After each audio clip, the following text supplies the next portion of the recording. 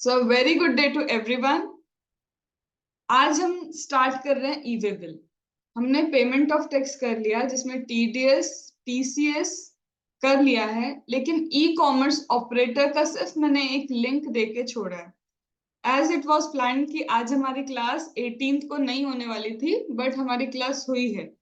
तो मैं आज तुम्हारा एक दिन में जो कवर होता है वो होता है ई वे बिल। तो I will be covering that. फिर 19 से लेके 23 या 24 तक जब मेरी क्लासेस नहीं होंगी, तो ई वे बिल का ई कॉमर्स ऑपरेटर का I will be giving you the video. और इसके बाद वही जो हमारे सी कैटेगरी के टॉपिक्स हैं जिनमें ज्यादा अमेंडमेंट नहीं है, ज्यादा समझने को नहीं है, कंप्लीट थ्योरेटिकल है, उनके वीडियो की link I will be providing you. उतना ही तुमको कवर करके रखना है, ठीक है। तो अभी हम स्टार्ट कर रहे हैं with the E way bill का कॉन्सेप्ट। अब ई वे बिल क्या होता है, क्या ये इंपॉर्टेंट है? हाँ, ये टॉपिक इंपॉर्टेंट है। एक क्वेश्चन या तो ई वे बिल से आता है, एक क्वेश्चन या तो जॉब वर्कर से आता है, मतलब इन दोनों में से एक क्वेश्चन आएगा। और कभी कभी किस्मत इतनी अच्छी होती है कि दोनों चैप्टर से क्वेश्चन आते हैं। तो yes, it is a A category का topic. Now what do you mean by E way bill? सिर्फ अगर मैं अभी वर्बली बात करूं तो ई वे बिल क्या है? वे इलेक्ट्रॉनिकली हमको ये बताओ कि तुम्हारा सामान कहाँ कहाँ जा रहा है। वे ई फॉर इलेक्ट्रॉनिकली, इलेक्ट्रॉनिकली हमको बता दो कि कहाँ पे तुम्हारा सामान जाने वाला है। ऐसा क्यों बताने की जरूरत है? तो मेरी बात ध्यान से सुनो। हमने प्लेस ऑफ सप्लाई जब स्टार्ट किया था, प्लेस ऑफ सप्लाई में when it was about place of supply with respect to goods, उसमें था ना movement of goods. Movement of goods अगर होता है तब भी प्लेस ऑफ सप्लाई हम देखते हैं। अब मेरे को एक चीज बताओ, इज इट रिक्वायर्ड कि मूवमेंट ऑफ गुड्स तभी होगा जब सप्लाई होगा? जरूरी है क्या मूवमेंट ऑफ गुड्स तभी होगा जब सप्लाई होगा? प्लेस ऑफ सप्लाई तो हम इसलिए देख रहे थे कि हमें पता चले कि हमने एक्चुअल में सप्लाई कहाँ पे किया है। पर जरूरी नहीं होता कि मूवमेंट तभी हो जब सप्लाई हो। क्यों, ऐसा कैसे? अब मेरी बात को समझो।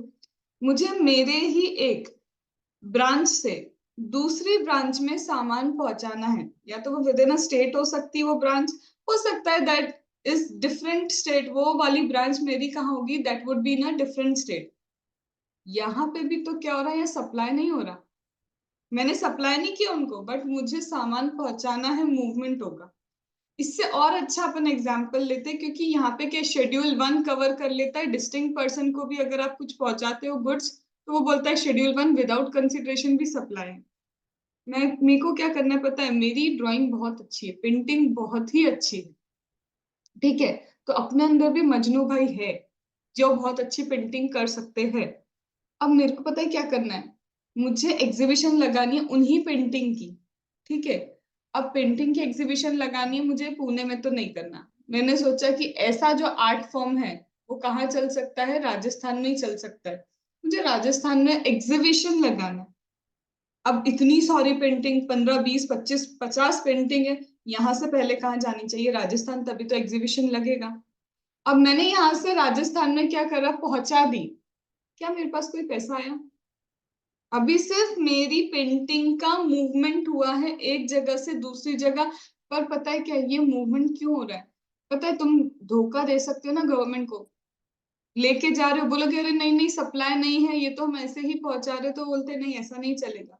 जब भी मूवमेंट ऑफ द गुड्स होगा, I am not telling about supply, जब भी क्या होगा, मूवमेंट ऑफ द गुड्स होगा, आपको कंपलसरी ई वे बिल बनाना, ठीक है। तो जब भी एक जगह से दूसरी जगह पे गुड्स का मूवमेंट होता है, कंपलसरी क्या बनता है? E way bill. तो first word that you have to keep in your mind is movement of the goods पे ई वे बिल बनता है। अब इसी के साथ एक चीज और याद दिलाती हूँ, जॉब वर्कर। जॉब वर्कर में बोला था ना मैंने कि ई वे बिल सिर्फ छोड़ दो अभी, क्योंकि वहां पे सिर्फ ई वे बिल ही लिखा है कि जब प्रिंसिपल अपने जॉब वर्कर को कुछ भी गुड्स भेजता है फॉर द ट्रीटमेंट और प्रोसेस, जब प्रिंसिपल अपने जॉब वर्कर को ट्रीटमेंट एंड प्रोसेस के लिए कोई भी गुड्स भेजता है, उसको क्या बोलते हैं? वो भी तो मूवमेंट हुआ, सप्लाई थोड़ी ना किया प्रिंसिपल ने जॉब वर्कर को। इसीलिए वो मूवमेंट पे भी क्या बनता है? E way bill. तो जब जब मूवमेंट होगा, सप्लाई जरूरी है क्या? नहीं मैम, मूवमेंट है और सप्लाई नहीं है। जैसे हमारा एग्जीबिशन वाला एग्जाम्पल, हमारा प्रिंसिपल टू जॉब वर्कर वाला एग्जाम्पल, या with in time job worker जब रिटर्न कर दे गुड्स प्रिंसिपल को, तो ये क्या हो रहा है मैम, जब भी मूवमेंट हो, चाहे सप्लाई हो या सप्लाई नहीं हो, in both the cases mandatory है ई वे बिल। तो अगर मूवमेंट आ गया तो ई वे बिल बनेगा और बन के ही रहेगा। क्या यहाँ तक बात समझ में आई? ठीक है, निधि वीडियो ऑन कर लो। तो आते हैं अपन ई वे बिल के कॉन्सेप्ट्स के ऊपर। कुछ कुछ चीजों का फ्लो में बताती जाऊंगी, बस वैसे ही याद रखना ई वे बिल के लिए। तो मैम सबसे पहले ई वे बिल कब बनता है, when you will make E way bill. तो मेरे लिए मैम सप्लाई है, मूवमेंट भी है। यस, मूवमेंट का तड़का लगा नहीं मधुर की ई वे बिल बनेगा। मैम सप्लाई है, मूवमेंट ही नहीं है। याद है, मॉल में गए, सामान खरीदा, वही गुड्स तुमको मिल गए, मूवमेंट कहाँ हुआ? तो फिर ई वे बिल भी तो नहीं चाहिए। मैम सप्लाई नहीं है, बस मूवमेंट है, तो भी ई वे बिल बनेगा। मैं सीधे बोलूं, सप्लाई हो या नहीं हो, मूवमेंट अगर है तो मेरा ई वे बिल बनना कंपलसरी है। मैम सर्विस भी तो मूव करती है, सर्विस भी एक जगह से दूसरी जगह, जैसे मेरी सर्विस यहाँ से वहां मूव कर गई, कहाँ पे मूव कर गई, मुंबई में मूव कर गई। अब एक चीज बताओ, इसका मूवमेंट का मैं ई वे बिल बना सकती हूँ क्या? तो क्या आएगा, नहीं। यहाँ पे आप क्या नहीं कर सकते, ई वे बिल नहीं बना सकते, क्योंकि सर्विस एक इंटेंजिबल चीज है, तो यहाँ पे क्या नहीं बनेगी, ई वे बिल नहीं बनेगी। पीडीएफ में इसको क्रॉस कर लेना, ठीक है। मैम गुड्स के लिए ही ई वे बिल बनता है ऑब्वियसली ना, मूवमेंट तो गुड्स का ही हो सकता है ना, सर्विस का मूवमेंट आज तक तो कोई देख नहीं पाया। तो यहाँ पे सिर्फ और सिर्फ गुड्स से रिलेशन में तुमको क्या करना है, मूवमेंट है तो तुम्हें ई वे बिल बनाना। ये कॉन्सेप्ट समझ में आ गया? चलो मैम ई वे बिल, अगर हम सपोज करो 1000 रुपीज का गुड्स मूव कर रहे हैं, ओनली 1000 रुपी का क्या हो रहा है मैम, गुड्स का मूवमेंट हो रहा है, तब भी ई वे बिल बनेगा? अरे ऐसे नहीं, थोड़ा हम बता रहे तुमको लिमिट क्या है, ऐसे 1000 2000 पे ई वे बिल नहीं बनता। बट सबसे पहले मैम कंसाइनर बनाएगा, कंसाइनी बनाएगा, कौन बनाएगा वो भी अभी नहीं सोचते। बस ये कि मैम ई वे बिल कब बनेगा। तो अगर एक रजिस्टर्ड पर्सन, स्पेसिफिकली एक रजिस्टर्ड पर्सन क्या कर रहा है, अगर मूवमेंट ऑफ गुड्स करता है और उस कंसाइनमेंट की वैल्यू इंक्लूसिव ऑफ जीएसटी, यहाँ इस वैल्यू में जीएसटी को इग्नोर नहीं करना, ई वे बिल के लिए ओवरऑल टोटल लेना है कि अगर कंसाइनमेंट वैल्यू पूरा की पूरा जीएसटी इंक्लूड करते हुए वो 50,000 रुपीज से ज्यादा है, तो ई वे बिल बनेगा। तो क्या बोल रहे हैं, अगर registered person movement of goods करता है जिसकी consignment value inclusive of GST more than 50,000 है, बस तभी क्या बनेगा, ई वे बिल बनेगा, नहीं तो ई वे बिल नहीं। होना क्या चाहिए, फिर बोल रही हूँ, movement of goods is needed, supply compulsory नहीं है, बस मूवमेंट ऑफ गुड्स चाहिए हमको। अगर मूवमेंट ऑफ गुड्स है तो ई वे बिल बनेगा, मूवमेंट ऑफ गुड्स नहीं है तो ई वे बिल नहीं बनेगा। मूवमेंट ऑफ गुड्स है लेकिन मैम 49,000 का वैल्यू है, ई वे बिल नहीं बनेगा। मैम मूवमेंट ऑफ गुड्स है 55,000 की वैल्यू है, ई वे बिल बनेगा। मैम मूवमेंट ऑफ गुड्स नहीं है, 60,000 रुपीज का सप्लाई है, movement is equal to e way bill. Movement of more than लिखा है, इक्वल टू नहीं लिखा, 50,000 ई वे बिल चाहिए। यहाँ तक ओके हुआ? ये हुआ, फिर हमने इसकी सारी सिचुएशन को यहाँ क्या कर लिया, एनालाइज कर लिया, ठीक है। अब यहाँ पे मैम जीएसटी इंक्लूड करना है, अरे हाँ भाई हाँ, सिर्फ ई वे बिल के पर्पस के लिए जीएसटी इंक्लूड होगा। तुम अभी अभी ना आगे जाके मेरे साथ पढ़ोगे, पहले पढ़ चुके हो वैल्यू ऑफ सप्लाई का टॉपिक। वैल्यू ऑफ सप्लाई के टॉपिक में गुड्स की वैल्यू में ई वे बिल जीएसटी इंक्लूड नहीं होता। याद है, जब वैल्यूएशन कर रहे हैं तो वैल्यूएशन में हम गुड्स की वैल्यू में जीएसटी इंक्लूड नहीं करते थे। सॉरी। दूसरा, अभी आगे आएगा तुम्हारा रजिस्ट्रेशन का टॉपिक, एग्रीगेट टर्नओवर, उसमें आता है एग्रीगेट टर्नओवर के लिए भी तुम जीएसटी इंक्लूड नहीं करते हो। सिर्फ और सिर्फ ई वे बिल एक लौता ऐसा है जिसके लिए तुमको जीएसटी को भी इंक्लूड करना है। मैम टीडीएस जब हम डिडक्ट करना चाहते थे, 2.5 लाख की वैल्यू देखना चाहते थे, for the purpose of TDS also तुम जीएसटी इंक्लूड नहीं करते हो, तो ना वैल्यूएशन में जीएसटी आता है, ना एग्रीगेट टर्नओवर में आता है, ना टीडीएस में आता है। सिर्फ और सिर्फ ई वे बिल में यू इंक्लूड जीएसटी। समझ में आई ये चीज? ठीक है, फिर और आगे थोड़ा सा बढ़ते हैं। तो क्या लिखा है कि जीएसटी इंक्लूड करना है। हाँ भाई, जीएसटी इंक्लूड करना है, तो मैम एक्सक्लूड क्या करें? Value of exempt supply if invoice issued in respect of both exempt and taxable supply of goods। देखो, अब एक्चुअल में पता है क्या हुआ, मेरा जो इनवॉइस था वो 10 लाख रुपीस का था। ओवरऑल टोटल जो मूवमेंट हो रहा है ना गुड्स का, वो total movement of the goods कितना है? 10 लाख रुपए का, 10 लाख रुपीस का मूवमेंट ऑफ गुड्स है। अब तुम क्या करोगे? देखते से अरे यस मैम मोर देन 50,000, बस ई वे बिल बना दो। फिर मैंने तुम्हें बताया ये पूरा 10 लाख पता है क्या है? Agriculture produce. क्या ये टैक्सेबल होता भी है? नहीं। ये क्या है? एग्जेम्प्ट नेचर का क्या है? गुड्स है। ये गुड्स अपने आप में क्या है? एग्जेम्प्ट नेचर का है। तो मैम ये तो एग्जेम्प्ट सप्लाई हो गया। बिल्कुल, ये तो एग्जेम्प्ट सप्लाई हो गया। तो even if exempt supply is more than 50,000, E way bill तो नहीं बनेगा। क्योंकि तुम सोचो, इनको इतना ट्रैकिंग क्यों चाहिए ई वे बिल की? इतना गुड्स तुम्हारा इधर से उधर जा रहा है, why they need that tracking? उन्हें ट्रैकिंग इसलिए चाहिए कि कहीं तुम टैक्स की चोरी तो नहीं कर रहे, सामान इधर से उधर पहुंचा के कहीं ऐसा तो नहीं है कि टैक्स की चोरी हो रही है। जब टैक्स ही नहीं लगेगा तो ई वे बिल किस बात का? जब टैक्स ही नहीं होता है तो याद है मैंने बोला था टैक्स नहीं होता है तो टीडीएस किस बात के लिए, टीसीएस किस बात के लिए? कुछ भी करने की जरूरत नहीं होती। यहाँ तक ओके? चलो मैम, एक चीज और हो सकती है। अब क्या हो सकता है? देखो, आपका इनवॉइस है 10 लाख का। हाँ, मेरा इनवॉइस है 10 लाख। ठीक है, अब इस इनवॉइस में सपोज करो, क्या सपोज करना है कि मैम 9,75,000 एग्जेम्प्ट है, तो बचा हुआ 25,000 आपका क्या है? टैक्सेबल। तो यहाँ क्या बोल रहे हैं? जब भी आप ये कंसाइनमेंट वैल्यू का कैलकुलेशन देखोगे, उस कंसाइनमेंट वैल्यू के कैलकुलेशन में किसको एक्सक्लूड करना? Exempt supply. तो मैम हमने यहाँ पे क्या किया? एग्जेम्प्ट प्लस टैक्सेबल दोनों सप्लाई की। It is exempt as well taxable. लेकिन अगर मैं इसको एग्जेम्प्ट को एक्सक्लूड कर दूं तो ये तो मैम 50,000 से कम ही हो गया। 50,000 भी नहीं हुआ, मुझे चाहिए था मोर देन 50,000। तो यहाँ पे भी ई वे बिल नहीं बनेगा, जबकि तुम्हें दिख रहा है अरे 10 लाख रुपीस टैक्सेबल सप्लाई हुआ है, टैक्सेबल चीजों का मूवमेंट हुआ है, then only you will check कि क्या ये 50,000 के ऊपर। आइए बात समझ में। ऐसा सेम कॉन्सेप्ट किसमें किया? टीडीएस में भी किया। ठीक है मैम, कभी तो ऐसा होगा, कैसा होगा कि देखो कंसाइनमेंट वैल्यू अगर आप सप्लाई कर रहे हो, देखो मूवमेंट सप्लाई के दौरान भी हो सकता है, मूवमेंट अगर कोई सप्लाई नहीं है तो भी हो सकता है। सही बात बोली।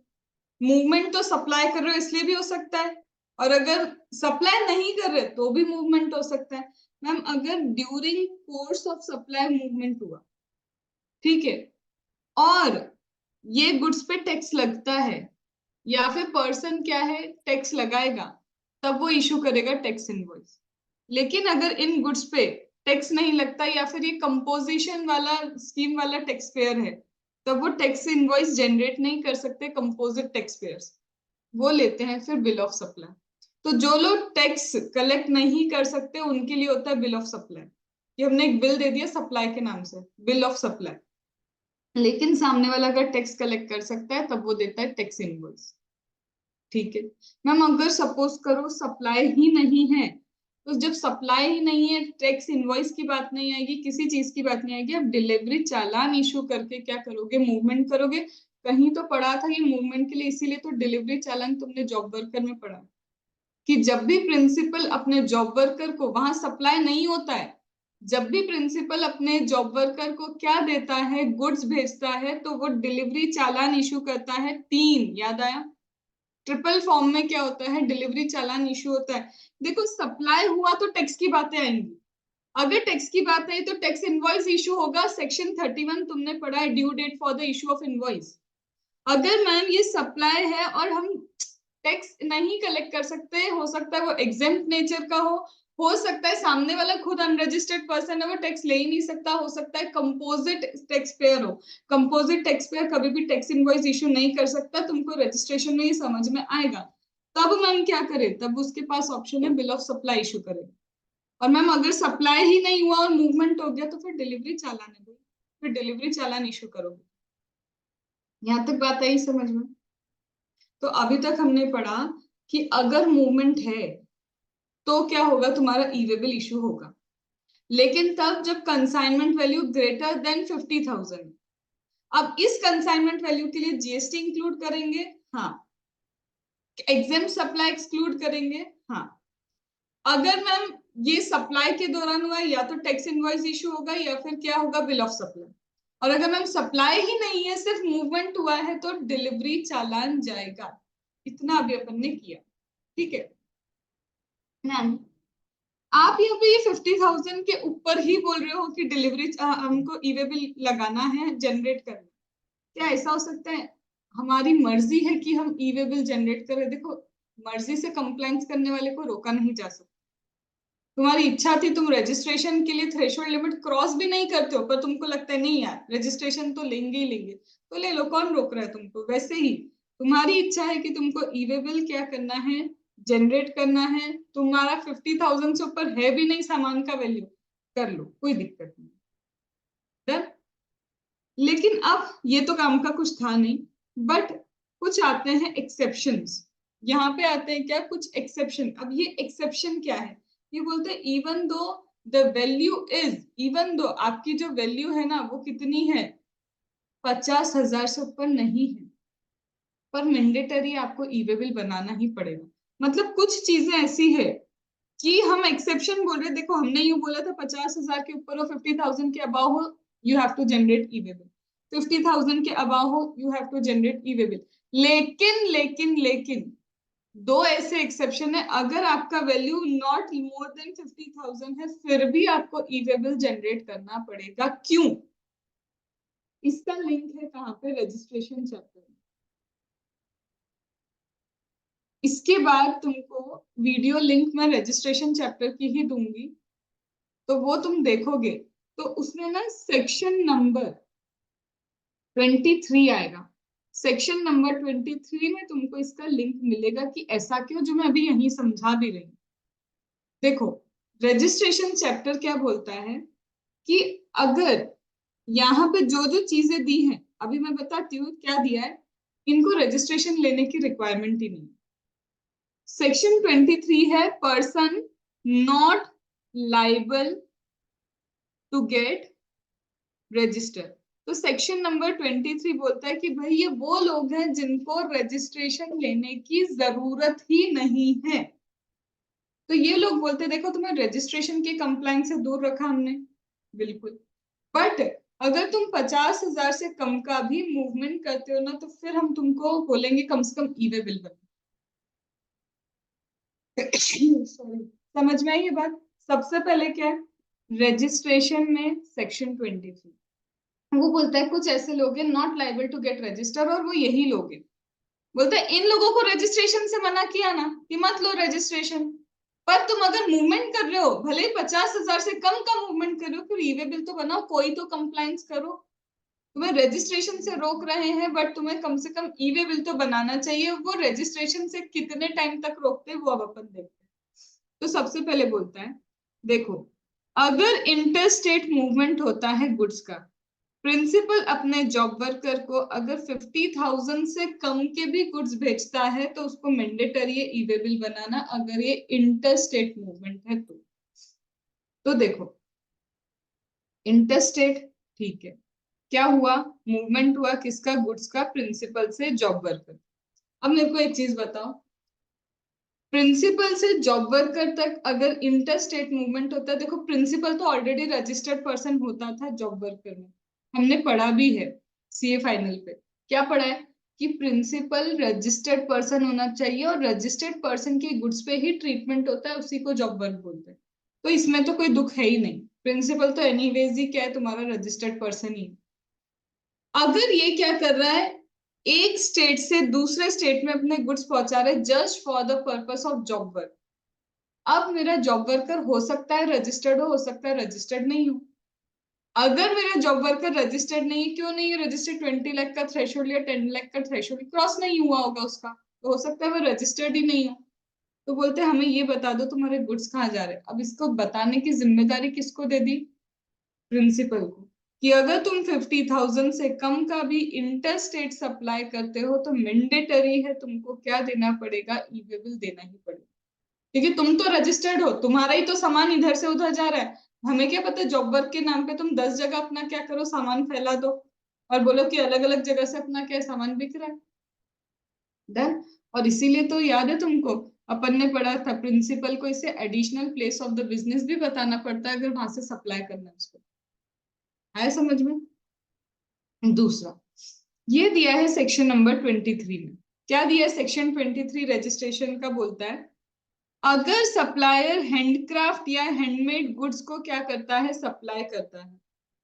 तो अगर आप क्या करते हो, हैंडक्राफ्ट मतलब वो हैंडीक्राफ्ट गुड्स को प्रमोट करना चाहते हैं, कि अगर हैंडीक्राफ्ट गुड्स का आप सप्लाई करते हो, फिर चाहे आप कैजुअल टैक्सेबल पर्सन हो या फिर आप इंटरस्टेट सप्लाई करते हो हैंडक्राफ्टेड गुड्स का, अगर ये 50,000 से कम भी है तो हमको ई वे बिल चाहिए, क्योंकि जो लोग हैंडीक्राफ्ट गुड्स का इंटरस्टेट सप्लाई करते हैं या फिर जो क्या है कैजुअल टैक्सेबल पर्सन है, उन लोगों को बोला है कि तुम अगर ये सप्लाई कर रहे हो ना, तो इवन इंटरस्टेट सप्लाई हो या फिर तुम कैजुअल टैक्सेबल पर्सन की तरह सप्लाई कर रहे हो, जब तक तुम्हारा 20 लाख या 10 लाख एज द केस में भी क्रॉस नहीं होता, रजिस्ट्रेशन मत लेना। ध्यान से सुनो, मैंने तुम्हें शुरू से बताया है अगर इंटरस्टेट सप्लाई ऑफ सर्विस है तो 20 लाख 10 लाख की लिमिट इंटरस्टेट सप्लाई में भी है कि थ्रेशोल्ड क्रॉस होने दो।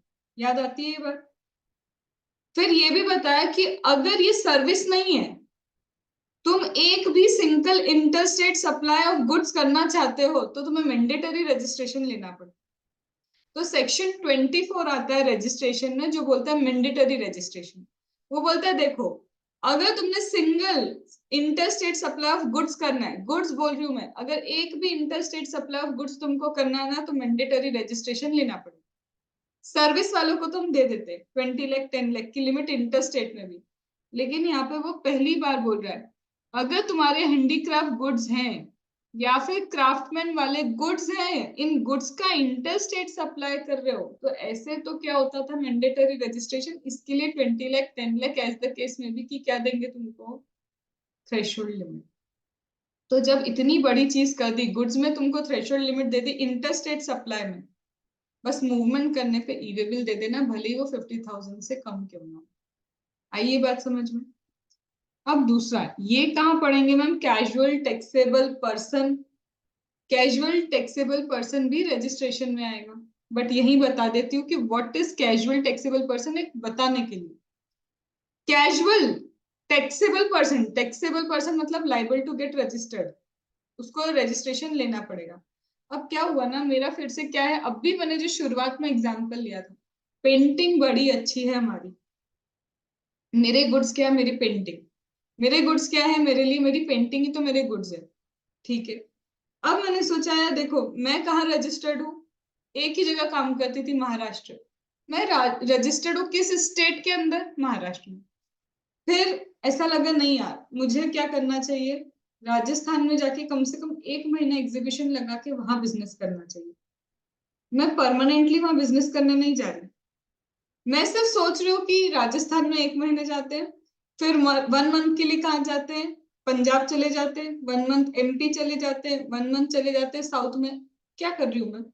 कैजुअली कुछ कुछ जगह पे जाके बिजनेस करना चाह रही हूँ। मैं रजिस्टर्ड नहीं हूँ, परमानेंट रजिस्ट्रेशन तो मेरा कहाँ है? महाराष्ट्र में। बट अगर किसी और स्टेट में जाके आप सेल्स करना चाहोगे, किसी और स्टेट में जाके आप बिजनेस करना चाहोगे और आप वो परमानेंट भी नहीं करना चाह रहे, अगर लेस देन 6 मंथ है, मतलब 180 days, do not use 6 month, अगर 180 डेज तक आप जाके किसी जगह पे बिजनेस करना चाहते हो, तो आप नॉर्मल पर्सन की तरह रजिस्टर नहीं हो सकते, क्योंकि एक टेम्पररी टाइम है 180 डेज। तो बोलते हैं you have to get registered as casual taxable person, और ये एडवांस रजिस्ट्रेशन होता है। आप वहां पे जाके कमेंसमेंट करोगे अपना बिजनेस, उससे पहले ही रजिस्ट्रेशन लेना पड़ता है। नॉर्मल रजिस्ट्रेशन कैसे होता है, पहले थ्रेशोल्ड क्रॉस करो 20 या 10 लाख, फिर रजिस्ट्रेशन लो। Casual taxable person advance registration, तुम चाहते हो ना, तुम कहाँ जाना चाहते हो, राजस्थान, वहां पे जिस दिन भी तुम्हें कमेंसमेंट करना है अपना बिजनेस का, उसके कम से कम 3 दिन पहले रजिस्ट्रेशन लेके रखो। और तो और कैजुअल टैक्सेबल पर्सन को एडवांस टैक्स भी पे करना पड़ता है एस्टिमेशन बेस पे, कि मुझे लग रहा है राजस्थान में कम से कम 10 लाख तक का तो सामान बिक जाएगा, उसके ऊपर आएगा 1 लाख तक का जीएसटी। एस्टिमेटेड बेसिस पे एडवांस में उनको टैक्स भी डिपॉजिट करना पड़ेगा। मैम जब सपोज करो आपके 1 मंथ खत्म हो गए, सिर्फ 50,000 ही जीएसटी की लाइबिलिटी आई, तब क्या करोगे, वो रिफंड कर दोगे। मैम अगर बाद में पता चले नहीं आपका तो 2.5 लाख का जीएसटी की लाइबिलिटी आई, तुम एक्स्ट्रा जीएसटी पे कर दो। आया समझ में? तो कैजुअल टैक्सेबल पर्सन को जाने से पहले एडवांस रजिस्ट्रेशन भी लेना पड़ेगा, और साथ में भाई साहब को जाने से पहले एडवांस में टैक्स भी पे करना पड़ेगा। और कैजुअल टैक्सेबल पर्सन मतलब 180 डेज तक कहीं जाना। और मैम 181 हो गया तो, एक दिन भी ऊपर हो गया तो get registered as a normal person. और ये जो मैंने अभी तुमको बोला है ना, this is a clarification of registration only, कि एग्जीबिशन लगवाने गए, एग्जीबिशन 180 डेज से अगर 181 डेज हो गया तो you can not get registered now as a casual taxable person, get yourself converted into normal registration. आया? तो ये जो चीजें मैंने अभी तक बोली ना, एक्सेप्शन, ये सब रजिस्ट्रेशन चैप्टर में, और पार्ट 1 ऑलरेडी रिकॉर्ड हो गया है रजिस्ट्रेशन चैप्टर का, आज वो अपलोड हो जाएगा। सीए इंटर सीए फाइनल दोनों का कंटेंट सेम, तो आपको वही देखना है। ठीक है, बस ये है कि उनकी जो बुक है वो ब्लू कलर में है, तुम्हारी बुक का जो प्रिंटिंग कलर है वो ब्राउन पे है, तो मैंने उसमें सीए इंटर की बुक यूज की है, content cut copy paste same है। ठीक है, चलो। तो अभी हमने क्या किया मैम, कुछ जगह ऐसी है जहां पे इवन तो आपका 50,000 क्रॉस नहीं होगा ना, तब भी बोलेंगे कि आपको ई वे बिल तो बनाना ही पड़ेगा। ये हो गई वो वाली बात। डन, यहाँ तक ओके हो गया। ई वे बिल थोड़ा सा अलग है, ध्यान से इधर ही रखना। चलो मैम, यहाँ तो बोला कि 50,000 से कम हो तो भी ई वे बिल बनाना। अब हम बोल रहे हैं कि मत ही बनाओ यार ई वे बिल। अब वो बोल रहे हैं इन केसेस में ई वे बिल ही मत बनाओ। इसको बहुत अच्छे से लर्न करना पड़ेगा, किन केसेस में ई वे बिल बनाने की ही जरूरत नहीं। अब मेरे को बताओ, जहां पे टैक्स लगता ही नहीं है वहां ई वे बिल क्यों बनाएंगे? तो जहां पे मैम टैक्स ही नहीं लगता वहां ई वे बिल नहीं बनाएंगे, मतलब अगर नॉन टैक्सेबल गुड्स है जिन पे टैक्स ही नहीं लगता, अगर मैम एग्जेम्प्ट गुड्स है जिन पे क्या नहीं लगता, टैक्स नहीं लगता, मैम अगर गुड्स कहाँ कवर है, शेड्यूल 3 में कवर है, जिन पे क्या नहीं लगता, टैक्स नहीं लगता। मैम अगर एक्सेप्शन के अलावा, वो 2 एक्सेप्शन छोड़ के, अगर वैल्यू ही 50,000 से कम है तो भी क्या नहीं लगता, ई वे बिल नहीं लगता। यहां तक मैं कैसे कैटेगराइज कर रही हूँ, मैं कैटेगरी बना रही हूँ जहां पे टैक्स ही नहीं लगता। तो टैक्स नहीं लगेगा या टैक्सेबल नहीं है, इसलिए टैक्स नहीं लगेगा जब क्या है, ये एग्जेम्प्ट गुड्स है। टैक्स नहीं लगेगा जब शेड्यूल 3 है।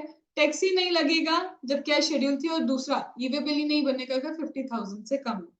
तो एक कैटेगरी जब जरूरत ही नहीं है, ये रही वो, जब यहाँ पे क्या है, जरूरत ही नहीं है। दूसरी कैटेगरी, जब एसेट बेसिस पे सोचना। एक चीज बताओ, ज्वेलरी, पर्ल, प्रीशियस स्टोन, ये ज्वेलर जब लेके जाता है ना, वो बहुत बेचारा सीक्रेटली लेके जाता है कि उसका डायमंड क्या जा रहा है, एक स्टेट से दूसरे स्टेट में जा रहा है, एक जगह से दूसरे जगह पे जा रहा है। तुमको लगता है ऐसी चीजें पब्लिकली बताना चाहिए कि आज ज्वेलर क्या कर रहा है, यहाँ से वहां पे अपने डायमंड और ज्वेलरी ये सब पर्ल लेके जा रहा है, भाई लुट जाएगा वो बेचारा। तो यहाँ पे क्या हो जाएगा मैम, अगर ज्वेलरी है, पर्ल है, प्रीशियस स्टोन है, करेंसी है, कोरल है, ये सब इंपॉर्टेंट चीजें, जो महंगी महंगी चीजें, इसको मत बताओ कि कहाँ से कहाँ जा रहा है।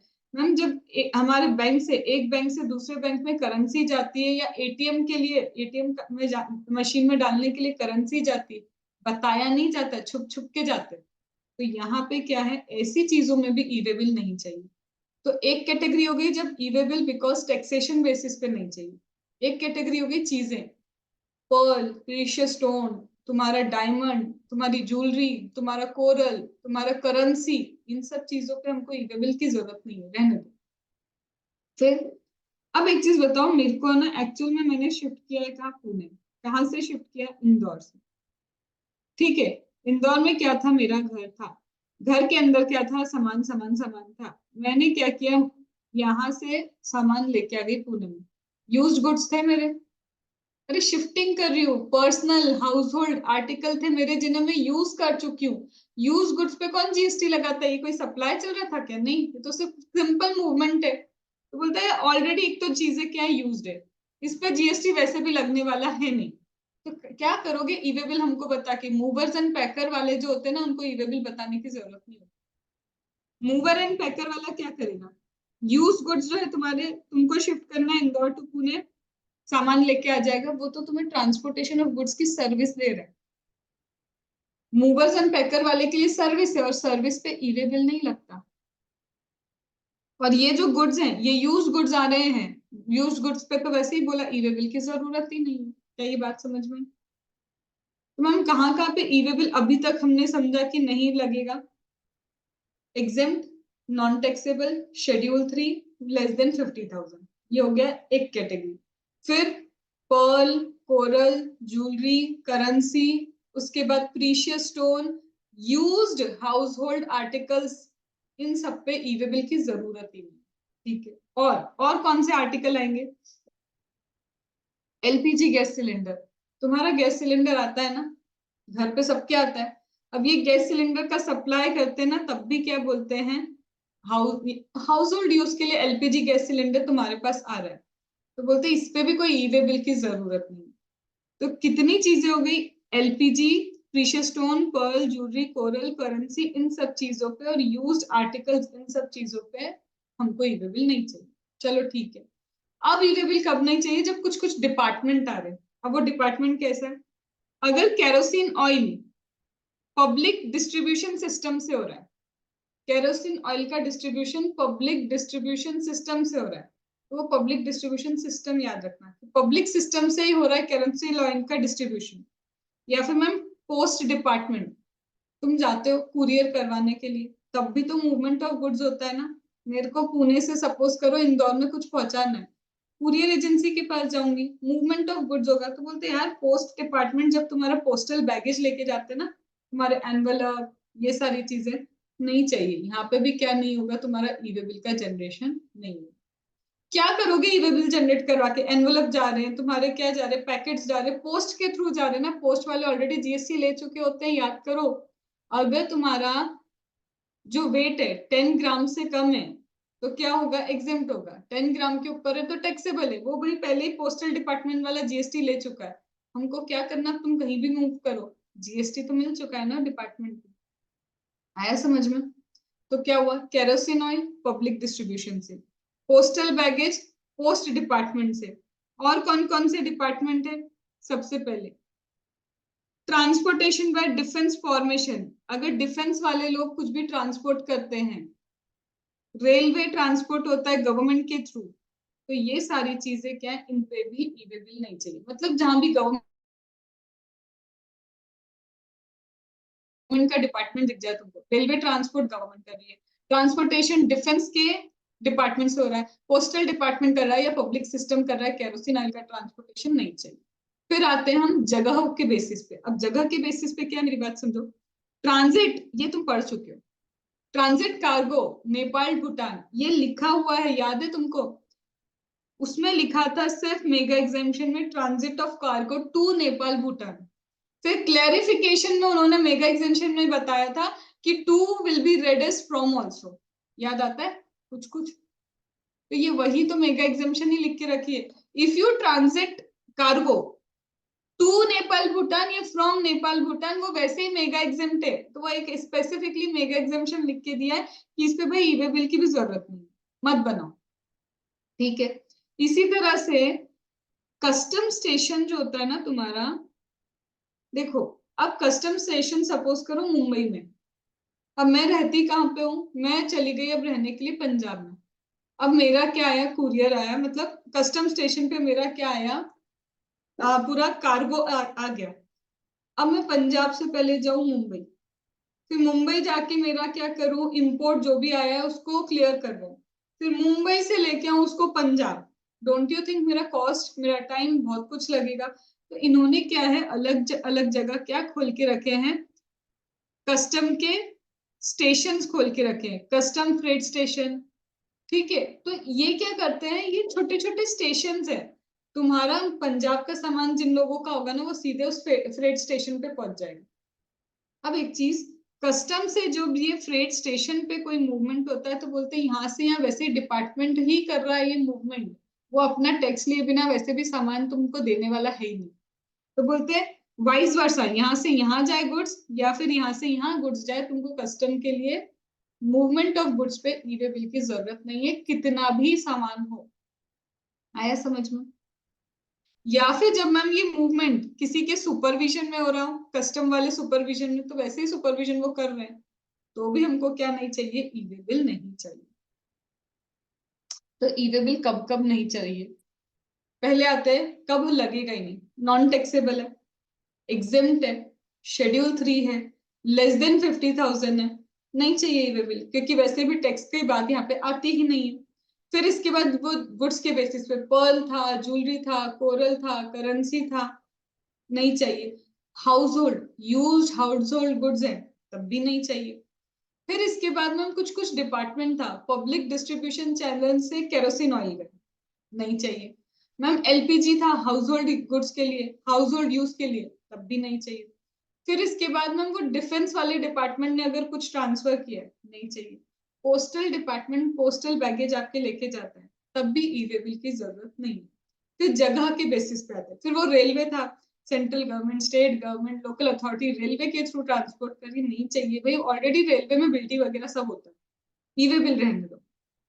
फिर इसके बाद मैम क्या था, वो जगह के बेसिस पे, नेपाल भूटान टू और from Nepal Bhutan transit of cargo, रहने दो E way bill. Ma'am custom station से फ्रेट स्टेशन या फ्रेट स्टेशन से कस्टम स्टेशन, या फिर इनलैंड कस्टम डिपोट जो होते हैं, वो भी क्या हो गया, सबको माफ कर दिया कि ई वे बिल नहीं चाहिए। मैम कस्टम वाले के सुपरविजन में ये मूवमेंट हो रहा है, तब भी छोड़ो ना ई वे बिल, क्योंकि already it is in the supervision only. तो इन सारी जगहों पे रहने ही दो ई वे बिल। तो मेरा क्वेश्चन क्या था, सबसे पहले ई वे बिल कब बनता है, मूवमेंट पे, चाहे सप्लाई हो या नहीं। दूसरा, क्या हर मूवमेंट पे बनेगा, नहीं, अगर वैल्यू ग्रेटर देन 50,000 है तो इस वैल्यू में क्या इंक्लूड करूं, जीएसटी, क्या एक्सक्लूड करूं, एग्जेम्प्ट सप्लाई। कब ऐसा होगा कि लेस देन 50,000 होगा तब भी ई वे बिल बनाना पड़ेगा, जब प्रिंसिपल अपने जॉब वर्कर को इंटर स्टेट मूवमेंट करवाता है, तब कंपलसरी ई वे बिल है। और जब आप हैंडक्राफ्टेड क्राफ्टमैन गुड्स का इंटर स्टेट सप्लाई करो या फिर आप एक कैजुअल टैक्सेबल पर्सन हो, तब भी कंपलसरी ई वे बिल है। कब ऐसा होगा कि जरूरत ही नहीं है ई वे बिल की, तो ये सारी चीजें अभी जो अपन ने की, तब जरूरत ही नहीं है कि आप ई वे बिल बनाओ। आया समझ में? ठीक है, तो इंपॉर्टेंट चीजें ये है, छोटा छोटा भी अभी मैं और ऐड करती जाऊंगी, अभी खत्म नहीं हुआ ये, इसको टाइम लगेगा। बट ये मेरे चार्ट का पहला पार्ट खत्म हुआ। Ma'am e way bill generate कौन करता है, आप बोल रहे हो ना ई वे बिल जनरेट करना है, ई वे बिल जनरेट करना है, पर ये बताओ कि who will generate this E way bill, जो पर्सन मूवमेंट ऑफ गुड्स करता है, the person causing movement of goods. तो अगर एक रजिस्टर्ड पर्सन है, registered person who cause movement of goods, उसी को क्या करना है, ई वे बिल बनाना है। और ई वे बिल के दो पार्ट होते हैं, एक होता है पार्ट ए, एक होता है पार्ट बी। पार्ट ए में क्या आता है, बेसिक डिटेल्स आती है पार्ट ए के अंदर, और पार्ट बी में क्या आता है वो भी हम करेंगे, ए में क्या है बी में क्या है, ये सिर्फ अभी इंट्रोडक्शन है, इसकी डिटेल में भी अपन पढ़ेंगे कि ए पार्ट में क्या आता है, बी पार्ट में क्या आता है। बट मैम बनाएगा कौन E way bill, the person causing movement of goods, जो मूवमेंट स्टार्ट करता है ना रजिस्टर्ड पर्सन, उसी को क्या करना है, ई वे बिल बनाना, और इसके ऊपर भी एक्सप्लेनेशन है। ठीक है, अब मैम ई वे बिल, अब थोड़ा नॉर्मल पे चलते हैं। मैम ई वे बिल कैसे बन सकता है, आप चाहो ऑनलाइन बना लो, कोई दिक्कत नहीं है, या फिर एप्लीकेशन है, मोबाइल एप्लीकेशन को यूज करके भी ई वे बिल बन जाता है, मतलब ये मेरे लिए काम का नहीं है। बस हाँ, कैसे बनता है, पोर्टल पे जाके बना सकते हो, या फिर मोबाइल एप्लीकेशन है उसको भी यूज करके ई वे बिल जनरेट हो जाता है, बात खत्म। E-way bill generated in one state, is it valid in another state? एक स्टेट में जो ई-वे बिल मैंने बनाया, क्या वो दूसरे स्टेट में वैलिड होगा? तो क्या बोलते हैं, सबसे पहले ऐसा कोई ई-वे बिल जिसमें आपने व्हीकल नंबर ही नहीं लिखा हो, तो फिर क्या मतलब? तुमने ये तो बता दिया सामान क्या जा रहा है, ये नहीं बता रहे किस व्हीकल में जा रहा है, तो वो कैसे तुम्हारे लिए वैलिड होगा ई-वे बिल? उन्हें यही तो देखना था कौन कहाँ पे कितना सामान किस स्टेट में लेके जा रहा है। तुम यही नहीं बता रहे, सामान जा रहा है ये बता रहे हो, पर ये नहीं बता रहे कि व्हीकल क्या है। तो ऐसा ई-वे बिल तो पहली बार वैलिड ही नहीं। हमको चाहिए व्हीकल नंबर उसके अंदर। ठीक है मैम, कभी एक ई-वे बिल बन गया, क्या उसमें अगर कोई मिस्टेक हो गई तो एडिटिंग हो सकती है क्या? मैंने ई-वे बिल बनाया, गलती से मिस्टेक हो गई, तो वो गलती से जो तुमसे मिस्टेक हो गई, क्या उसका हम अमेंडमेंट कर सकते हैं? तो बोलते हैं वंस में, एक बार ई-वे बिल बन गया, उसकी एडिटिंग नहीं हो सकती चाहे कोई भी मिस्टेक हो। लेकिन हाँ, तुम चाहो तो 24 घंटे के अंदर, जैसे ही तुमने जनरेट किया, जनरेट करने के बाद 24 आवर्स के अंदर उसको कैंसिल कर सकते हो। एक बार बन गया तो मैं जाके एडिटिंग नहीं कर सकती, बट मैं कैंसिल बटन क्लिक करके पूरा ई-वे बिल को कैंसिल कर सकती हूँ विद इन 24 आवर्स। आया पहली चीज समझ में? अब हुआ क्या मैम, आप बोल रहे हो कि व्हीकल नंबर नहीं लिखा इनवैलिड हो जाए, आप बोल रहे हो एक बार अगर ई-वे बिल बन गया तो एडिटिंग नहीं हो पाएगी। अब प्रॉब्लम क्या है, मुझे पता है आज कि ये वाला फलाना फलाना व्हीकल नंबर है और मेरा सामान इस व्हीकल में ही जाएगा। आज रात तक तो ये पता था, कल सुबह हमारी तो हो गई, पर इन भैया की सुबह हो नहीं पाई। समझ लो, या फिर हो सकता है इनके घर में कुछ ऐसा हो गया कि ये नहीं आ पा रहे। अब आपने बोला था व्हीकल नंबर नहीं लिखा, तो गड़बड़, हमने व्हीकल नंबर लिख दिया, इधर हमारा ई-वे बिल जनरेट हो गया। अब वो भैया वापस से सुबह जनरेट नहीं कर पाए अपनी, अब क्या करें? मतलब कहीं भी ऐसे प्रॉब्लम आ सकती ना। सपोज करो, इतना बड़ा एग्जांपल भी ना लेते हुए, ये जो भैया थे ये बारिश में अटक गए, बहुत हैवी बारिश हो रही है, ये चाह के भी जा नहीं पा रहे। आज क्या हो गया, इनको फीवर आ गया, मतलब कुछ भी हो गया। अब क्या करें? तो बोलते देखो सुनो, आगे पूरा पढ़ तो लेते एक बार, क्या पढ़ा रहे हो? ऐसे तो ई-वे बिल में कोई एडिटिंग नहीं हो सकती, बट तुम चाहो तो बस vehicle number any number of time amend कर सकते हो। एक चीज का पोर्टल ओपन रखा है, तुम्हें चेंज करना है व्हीकल नंबर चेंज करना। ठीक है, तो इसका मतलब जब भी लेटेस्ट जो भी पर्सन होगा ना, जो व्हीकल, अब देखो मूवमेंट में ऐसा होता है ना, ये पहले मेरे यहाँ से ये वाली व्हीकल लेके गई, फिर हो सकता है किसी पोस्ट पे व्हीकल चेंज करना पड़ जाए, फिर यहाँ पे जाके हो सकता है किसी और व्हीकल में क्या जाएंगे, गुड्स जाएंगे। तो बोलता है ई-वे बिल में जहां जहां से व्हीकल चेंज हो रहा है वहां वहां पे व्हीकल नंबर उस ई-वे बिल में चेंज करना कंपलसरी है। तुम्हारा ई-वे बिल और व्हीकल नंबर मैच करने चाहिए, नहीं तो ये चोरी मान ली जाएगी कि तुम छुपके छुपने अपने गुड्स इधर उधर भेज रहे थे। आया समझ में? तो क्या एक स्टेट से दूसरे स्टेट में वैलिड है? हाँ, बस व्हीकल नंबर चेंज करना जहां जहां पे चेंज कर रहे हो। और हाँ, एक बार जनरेट हो गया एडिटिंग नहीं होती, कैंसिल होता है।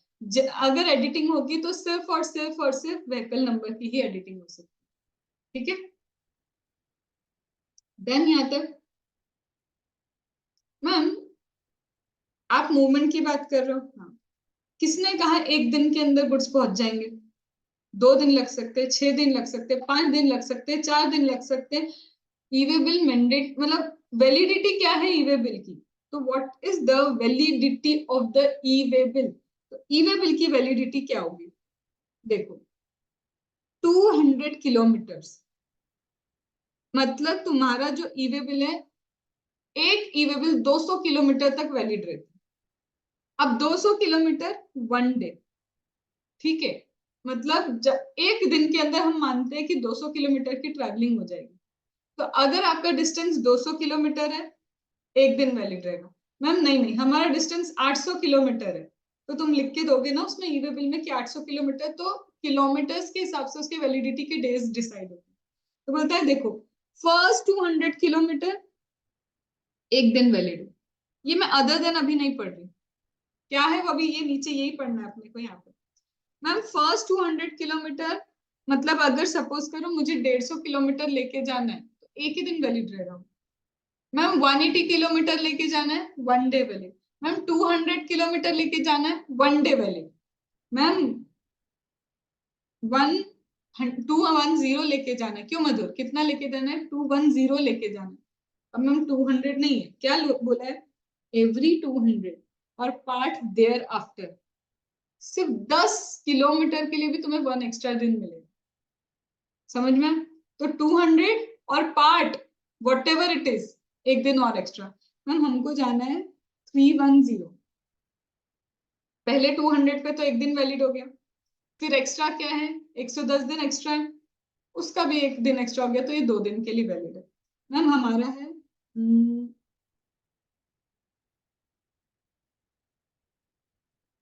420, कितने दिन वैलिड,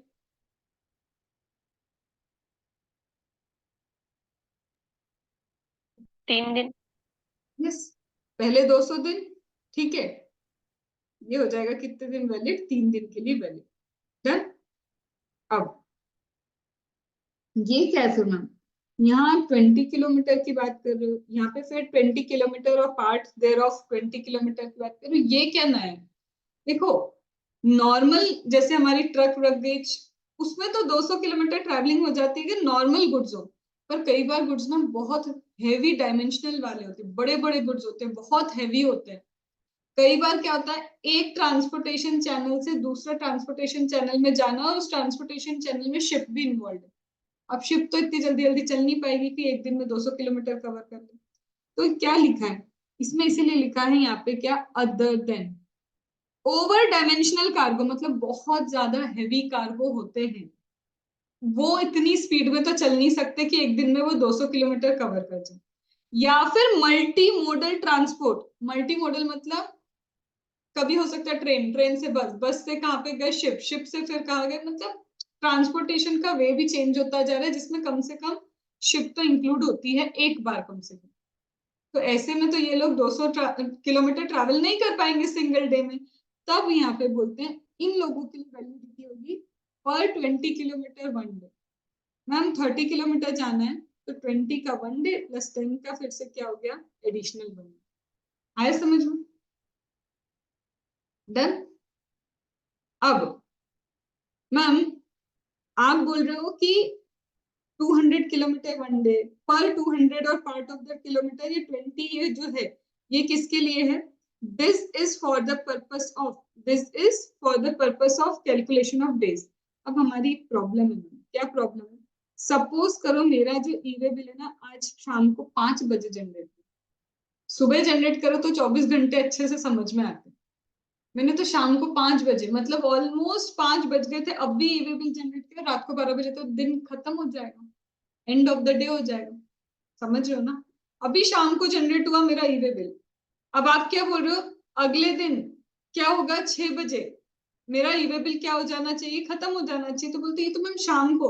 अब आप समझो रात के टाइम इतनी स्पीड भी नहीं होती, रात के टाइम जनरली हमारे यहाँ उल्टा होता है, रात में जो व्हीकल चलते हैं वो और स्पीड में चलते हैं, जबकि रात के टाइम अंधेरे में स्पीड कम होनी चाहिए।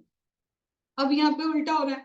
तो बोलते हैं मैम ऐसे केस में जब हमने इवनिंग में ई वे बिल जनरेट किया है, तो क्या दूसरे दिन 5 बजे आप ई वे बिल का वैलिडिटी खत्म कर दोगे, बोलते नहीं, validity of e way bill and on 12 AM of next night, not 5। उस दिन का रात के 12 बजे ही वैलिडिटी खत्म करेंगे, क्योंकि अभी तुमने शाम को तो चालू किया। हो सकता है ट्रक वाला भैया बोले कि अरे अभी तुमने रात को 8 बजे ई वे बिल जनरेट किया, मैं अभी नहीं निकलूंगा, मैं कल सुबह सुबह ही निकलूंगा। तो सीधे बोल रहे हैं कि अगर शाम के टाइम के बाद तुमने 5 बजे या 5 बजे के बाद जनरेशन स्टार्ट किया है या जनरेट हुआ है, तो अगले दिन 5 बजे खत्म नहीं होगी वैलिडिटी, उस अगले दिन के रात को 12 बजे ही वैलिडिटी खत्म होगी। आया समझ में। अब ये तो हम ऑलरेडी अभी कर लिए, इसके बाद इतना सा करा के फिर ब्रेक देना पसंद करूंगी, छोटा सा हो जाए फिर। अब मैम ये जो आप बात कर रहे हो ई वे बिल की, ठीक है, हमने तो मान लिया कि 200 किलोमीटर चलना है और वन डे के लिए हमने क्या कर दिया, ई वे बिल जनरेट कर दिया, उसमें कोई दिक्कत नहीं है। बट मैम फिर धीरे धीरे समझ में आया, यहाँ जाके कि यार रास्ता तो खराब है, इधर से जा नहीं सकते, लॉन्ग रूट लेना पड़ेगा। मतलब समझो कोई ऐसी सिचुएशन नहीं आ सकती क्या कि 200 किलोमीटर से ज्यादा तुमको ट्रैवल करना पड़ जाए और तुम्हारी तो वैलिडिटी खत्म हो जाएगी 200 किलोमीटर के हिसाब से, 1 डे में वैलिडिटी खत्म हो जाएगी। वैलिडिटी खत्म मतलब जैसे ई वे बिल एक्सपायर हुआ और ये मान लिया जाएगा अगर किसी चेक पोस्ट वाले ने तुमको पकड़ लिया ना, तो गए कि ये क्या कर रहा है, इनवैलिड ई वे बिल को लेके चल रहा है, मूवमेंट ऑफ गुड्स कर रहा है। तो मैम कभी ऐसा भी तो दो कि एक्सटेंशन भी करवा पाए ई वे बिल का। कुछ एक्सेप्शनल सिचुएशंस आ सकती हैं जब मुझे एक्सटेंशन करवाना पड़ जाए मेरे ओरिजिनल ई वे बिल का, तो क्या बोलती है, मिल जाएगा तुमको, मिल जाएगा ई वे बिल का, क्या मिलेगा, एक्सटेंशन मिल जाएगा। If original validity period expire you can apply for extension but within 8 hours of expiry or before 8 hours। जैसे ही टाइम खत्म हो जाता ना, पता चल गया यार ये तो क्या हो गया, एक्सपायर हो गया मेरा ई वे बिल, वैसे ही 8 घंटे के अंदर उसको एक्सटेंड करने के लिए अप्लाई करो। या फिर तुम्हें पता है कि यार दिख रहा है टाइम, यार अपन तो नहीं पहुंच पाएंगे वैलिडिटी पीरियड में, टाइम एक्सटेंड होना ही है, तो या तो 8 घंटे पहले तुम बोल दो या 8 घंटे बाद बोल दो, मतलब एक्सपायरी के बाद भी 8 घंटा है, एक्सपायरी के पहले भी 8 घंटा है तुम्हारे पास, तुम क्या करा सकते हो, extension of e way bill करवा सकते हो विदाउट एनी इशू। आया। अब जैसा कि मैंने बोला था ई वे बिल में होते हैं पार्ट, इस चीज को अपन करेंगे after 5 minutes of your break. और मैं बताओ ये पूरा जो बड़ा है ना, अब तुम मेरे साथ ये पूरा पढ़ चुके हो, ये पूरा पढ़ लिया तुमने मेरे साथ, बट यहाँ पे मैंने पूरी की पूरी जो देके रखा ना ई वे बिल का सुपर क्रक्स 2 पेज में दिया, फिर ये हम डिटेल में वही चीज वापस पढ़ने जाएंगे and then e way bill will be done. ठीक है, चलो। मैम आज एक डाउट था। आज की क्लास हो सकता है मैं थोड़ी सी एक्सटेंड कर दूं क्योंकि ई वे बिल को 10 मिनट के लिए मैं छोड़ नहीं पाऊंगी। ठीक है, इसका आज एक्सटेंशन होना पॉसिबिलिटी है। चलो 1 मिनट, हाँ बोलो। मैम हमने लेक्चर के स्टार्ट में देखा कि अगर ब्रांच ब्रांच को ट्रांसफर करता है तो वो वहां पे ई वे बिल नहीं है, लेकिन अगर इंटर स्टेट है। ये बिल है बट वहां एग्जाम्पल क्यों नहीं लिया मैंने उसको, क्योंकि वो सप्लाई है था, मुझे exact movement of the goods का एग्जाम्पल देना था कि जहाँ सप्लाई नहीं है। आई ठीक मीन है, मतलब अगर ऐसे है तो वो डिस्टिंक्ट पर्सन में ही कवर होगा और सप्लाई कंसिडर करेंगे ना उसको तो। सप्लाई कंसिडर करेंगे बट बोला क्या, मूवमेंट ऑफ गुड्स चाहे सप्लाई हो तो भी वे बिल लगेगा, सप्लाई नहीं हो तो भी वे बिल लगेगा, ऐसा है। ओके मैम अभी भी एक आएगा, डाउट और। विद इन स्टेट भी आएगा, विद इन स्टेट भी हम्म, कई बार हम मूवमेंट करते हैं, तब भी तो ई वे बिल चाहिए होता है। तो एक उन्होंने दिया है क्या, किलोमीटर, कि इतने किलोमीटर से आगे अगर तुम ट्रैवल कर रहे हो तो तुमको E way bill within state भी लगेगा, आएगा भी। बोलो। मैम एक डाउट और। जो हमने एक और पढ़ा कि व्हीकल नंबर हर एक में मेंशन करना पड़ेगा, जितने भी हम व्हीकल बीच बीच में भी अगर चेंज करते हैं तो हमें उतने ई वे बिल जनरेट करने पड़ते हैं कि एक ही ई वे बिल में हमारे नहीं, सारे पहले कवर होने वही लिखा चाहिए। है कि एक लौता अमेंडमेंट जो ई वे बिल में हो सकता है वो है व्हीकल नंबर, बाकी तुम ओके। कुछ चेंज नहीं कर पाओ। गुड्स क्योंकि तुम गुड्स चेंज करने लग गए, सब चेंज करने लग गए, गलत है। अभी उसमें और आएगा, एक जगह पे जाके मेरे गुड्स क्या हो जाते हैं, एक स्टेट में ही मुझे उतारने, आगे कुछ गुड्स ही जाएंगे, फिर फ्रेश ही वे बिल लगेगा। ओके। ठीक है, चलो 5 मिनट्स का ब्रेक।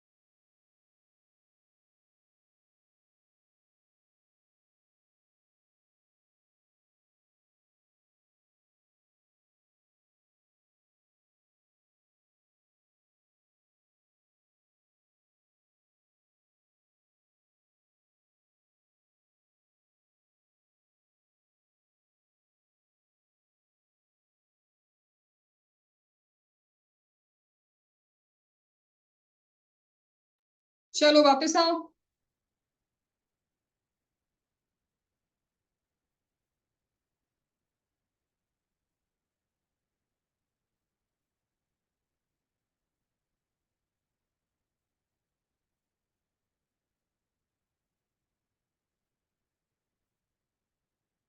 तो अभी तक हमने क्या देखा, ई वे बिल मूवमेंट पे बनता है, किस वैल्यू पे बनता है, और वैल्यू वाइज भी अगर वैल्यू कम होगी तब भी ई वे बिल कब कब बनाना है, अगर वैल्यू बढ़ भी जाएगी तब भी ई वे बिल कब नहीं बनाना है।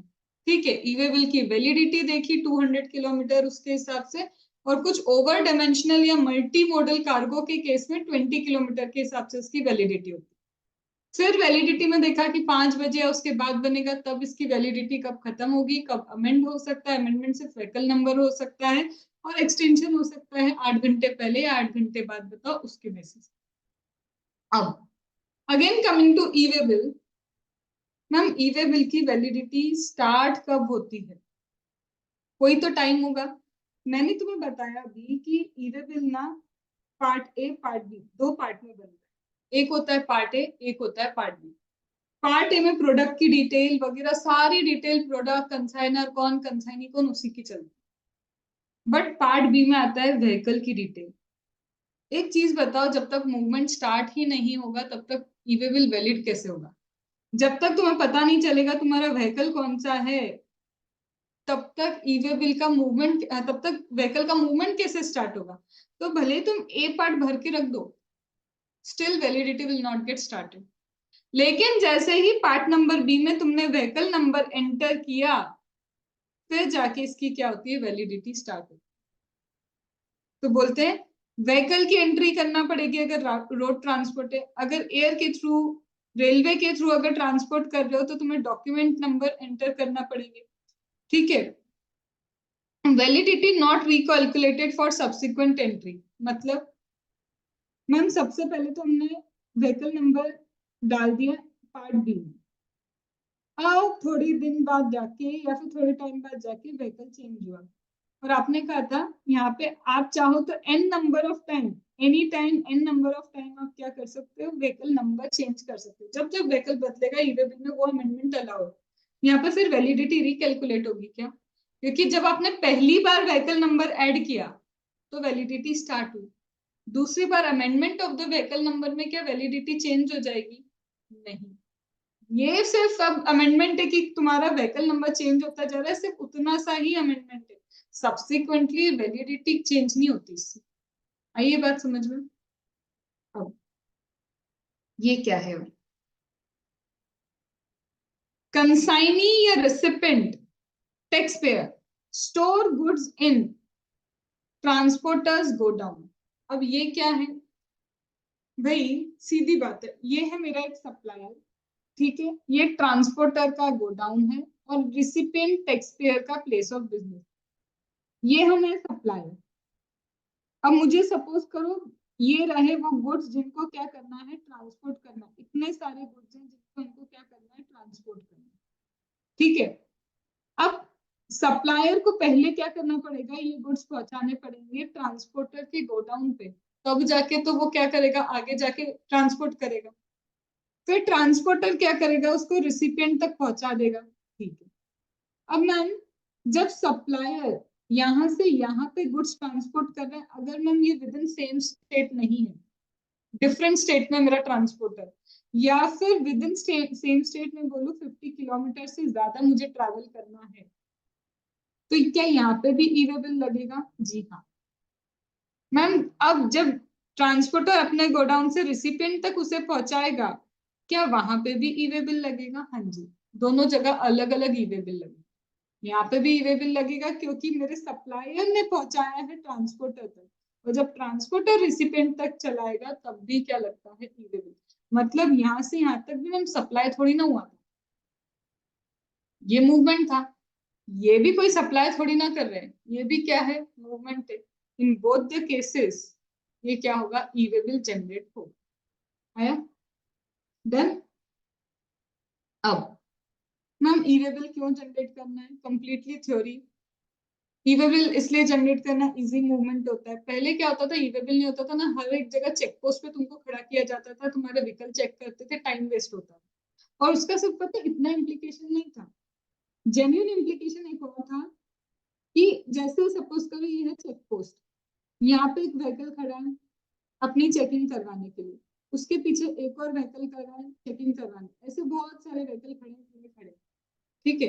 अब एक चीज बताओ, एक्चुअल में क्या होता था, हमारे इंडिया के लोगों का दिमाग बहुत चलता है, बहुत ही ज्यादा चलता है। कैसे चलता है, ये दादाजी जब तक चेकिंग चल रही हो सकता है कि इंजन ऑफ कर दे, अगर दिमाग वाले हैं तो, पीछे वाला हो सकता है इंजन ऑन करके छोड़ दे, उसके पीछे वाला और दिमाग वाला है उसने इंजन तो ऑफ रखा है, लेकिन फिर भी पता है जानबूझ के बिल जनरेट करेगा अपने मालिक के नाम पे कि पेट्रोल डलवाना पड़ना, डीजल डलवाना पड़ना। यहाँ पे एक्चुअल में जब ये लोग खड़े होके इंजन ऑफ नहीं करते थे ना, तो बहुत सारे डीजल एंड पेट्रोल की वेस्टेज होती थी, क्योंकि गाड़ी चल नहीं रही, इंजन ऑन है। एक ये भी है ना, करोड़ों का वेस्टेज ये भी रोका है, जो दिखाई नहीं देता। ये भी क्या था, एक्चुअल जेन्युइन था। अब क्या इनको चेक पोस्ट पे खड़ा ही नहीं होना पड़ता। यहाँ पे क्या है, रेडियो फ्रिक्वेंसी वाली डिवाइसेस है कि आपका जब यहाँ पे व्हीकल निकलेगा तो उस रेडियो फ्रिक्वेंसी की डिवाइस से स्कैनिंग हो जाएगी कि इसके ये वाले ई वे बिल का चीज यहाँ पे डाली है। फिर उनको कहीं कोई डाउट होता है तो वो रोक भी सकते हैं, वो अलग चीज है। बट यहाँ पे क्या हो गया, डिवाइस के थ्रू स्कैनिंग हो सकती है, तो यहाँ पे कहीं ना कहीं टाइम का वेस्टेज रुक गया, कहीं ना कहीं पेट्रोल वेस्टेज रुक गया। अभी ऐसे कोई एक चेक पोस्ट थोड़ी ना थे, हर स्टेट में जब एंट्री लोगे चेक पोस्ट अलग अलग होंगे, वैसे कई जगह पे टाइम वेस्ट भी रुका, कई जगह पे ट्रांसपोर्टेशन का कॉस्ट भी कम हुआ, कई जगह जगह पे वेस्टेज ऑफ ये पेट्रोलियम क्रूड ये सब भी क्या हुआ, कम हुआ। तो just theoretical part, read read, ठीक है।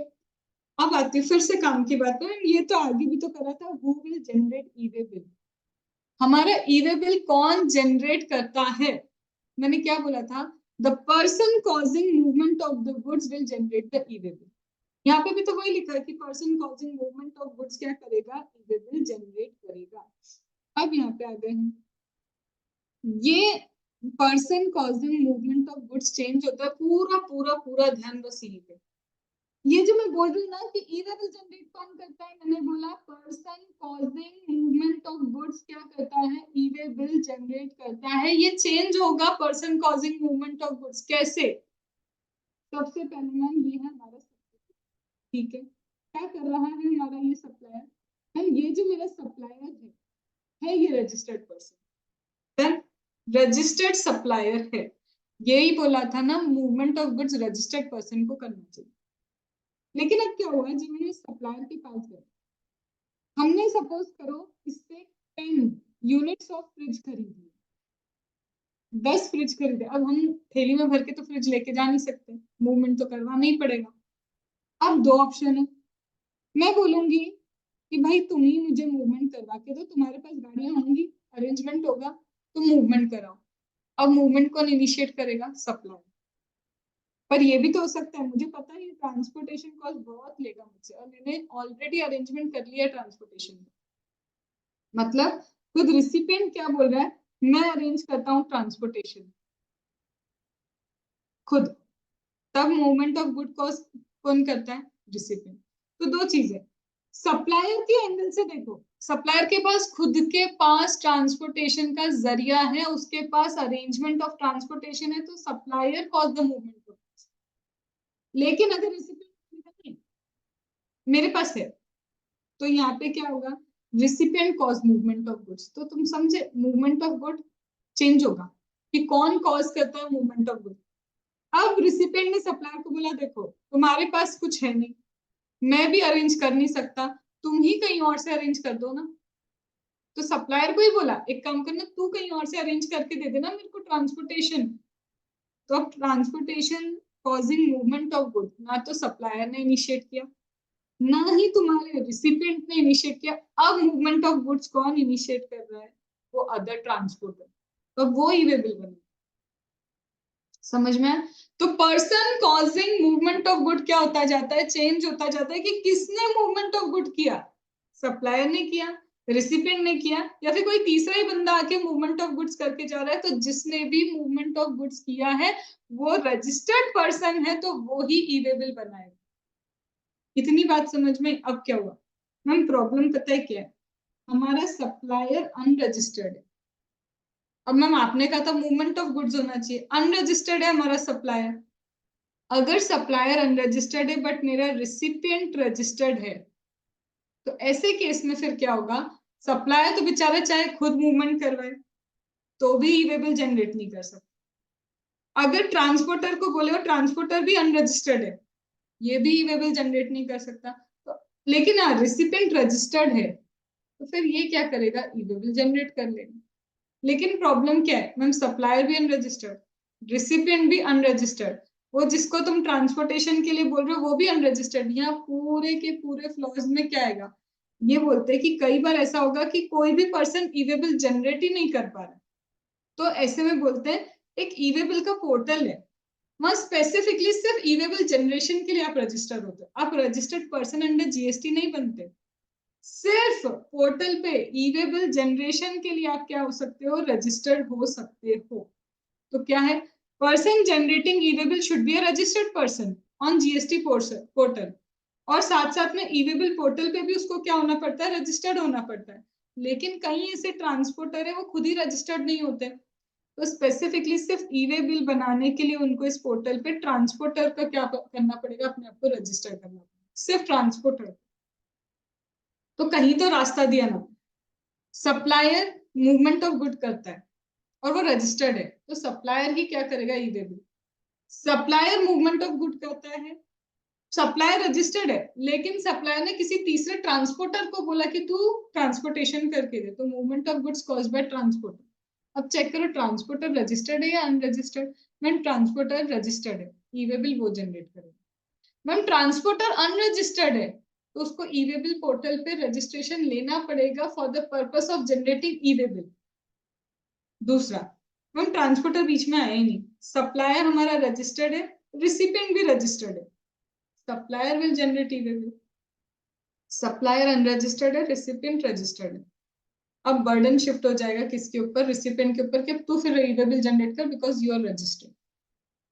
बट अगर ट्रांसपोर्टर में अनरजिस्टर्ड हुआ तो उसके पास ऑप्शन उसको दिया है, मैंडेटरी है तुमको एनरोल करना ई वे बिल जनरेट करने के लिए, तुमको इस पोर्टल पे एनरोल करना जरूरी है। आइए बात समझ में, ठीक है मैम। ई वे बिल कैसे जनरेट होता है, फिर वही दिया है, तुम कितना भी ले लो, एंड्रॉइड ले लो, एसएमएस ले लो, ये सारे तरीके हैं ई वे बिल जनरेट करने।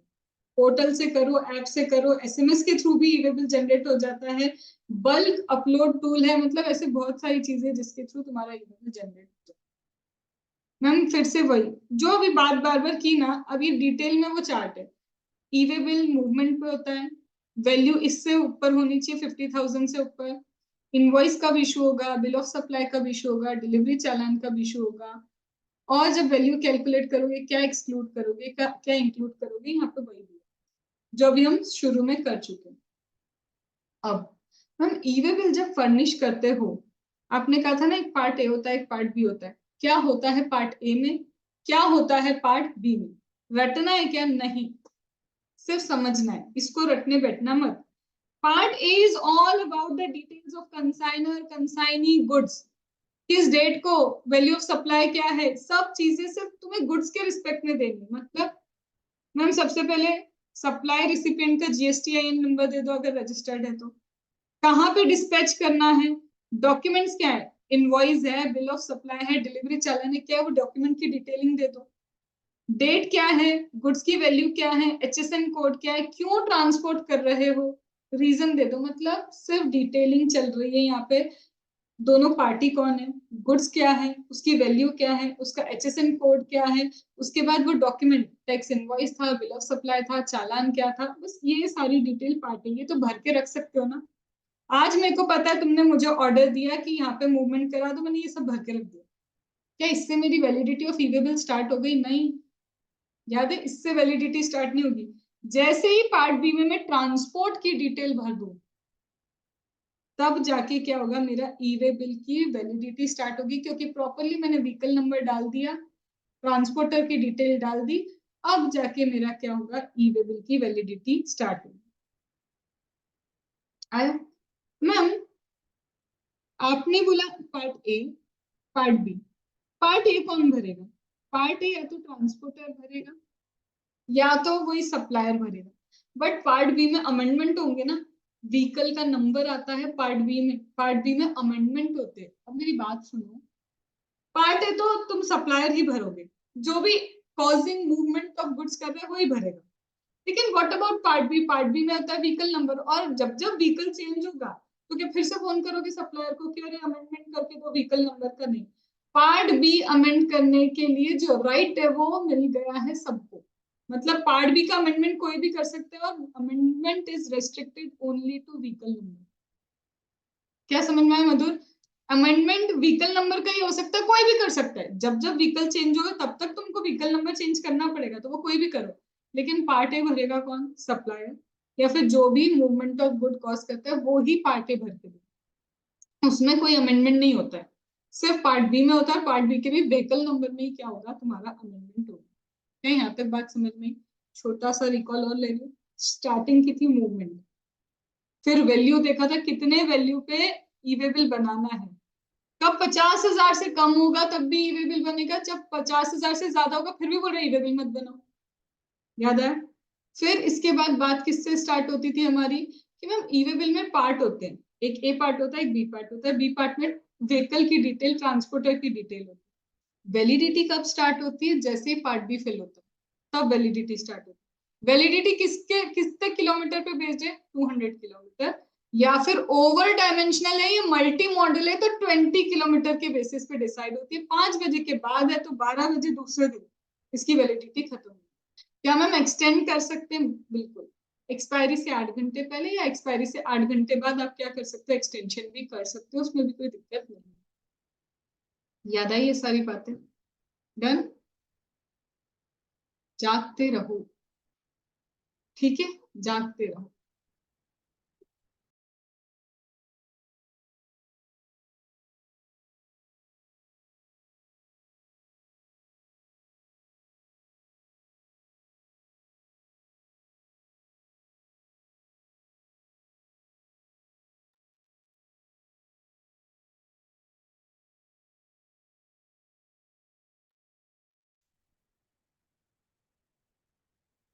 चलो, अब छोटी छोटी चीजें हैं, मामूली सी, ये भी कर चुके हो। जहां जहां पे लगेगा नया कुछ बताना है मैं बता दूंगी।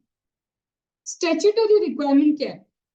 देखो, पर्सन इन चार्ज जो होता है ना, तुम्हारा व्हीकल जो भी चला रहा है, तो पर्सन इन चार्ज को क्या राइट दिया है कि भाई जब भी व्हीकल का क्या करना हो ना, अमेंडमेंट करना हो, तो पर्सन इन चार्ज क्या कर सकता है? अमेंडमेंट इन द व्हीकल, वो पार्ट बी का अमेंडमेंट कर सकता है। अब मेरी बात सुनो यहाँ पे, ये तुम फिर पढ़ चुके हो मेरे साथ। ई वे बिल कब लगेगा? मूवमेंट ऑफ गुड्स होगा या फिर वैल्यू 50,000 से ज्यादा होगा। इसमें हमने ये लिखा था ना कि दो सिचुएशन ऐसी है कि जब वैल्यू 50,000 से कम होगी तब भी ई वे बिल लगेगा।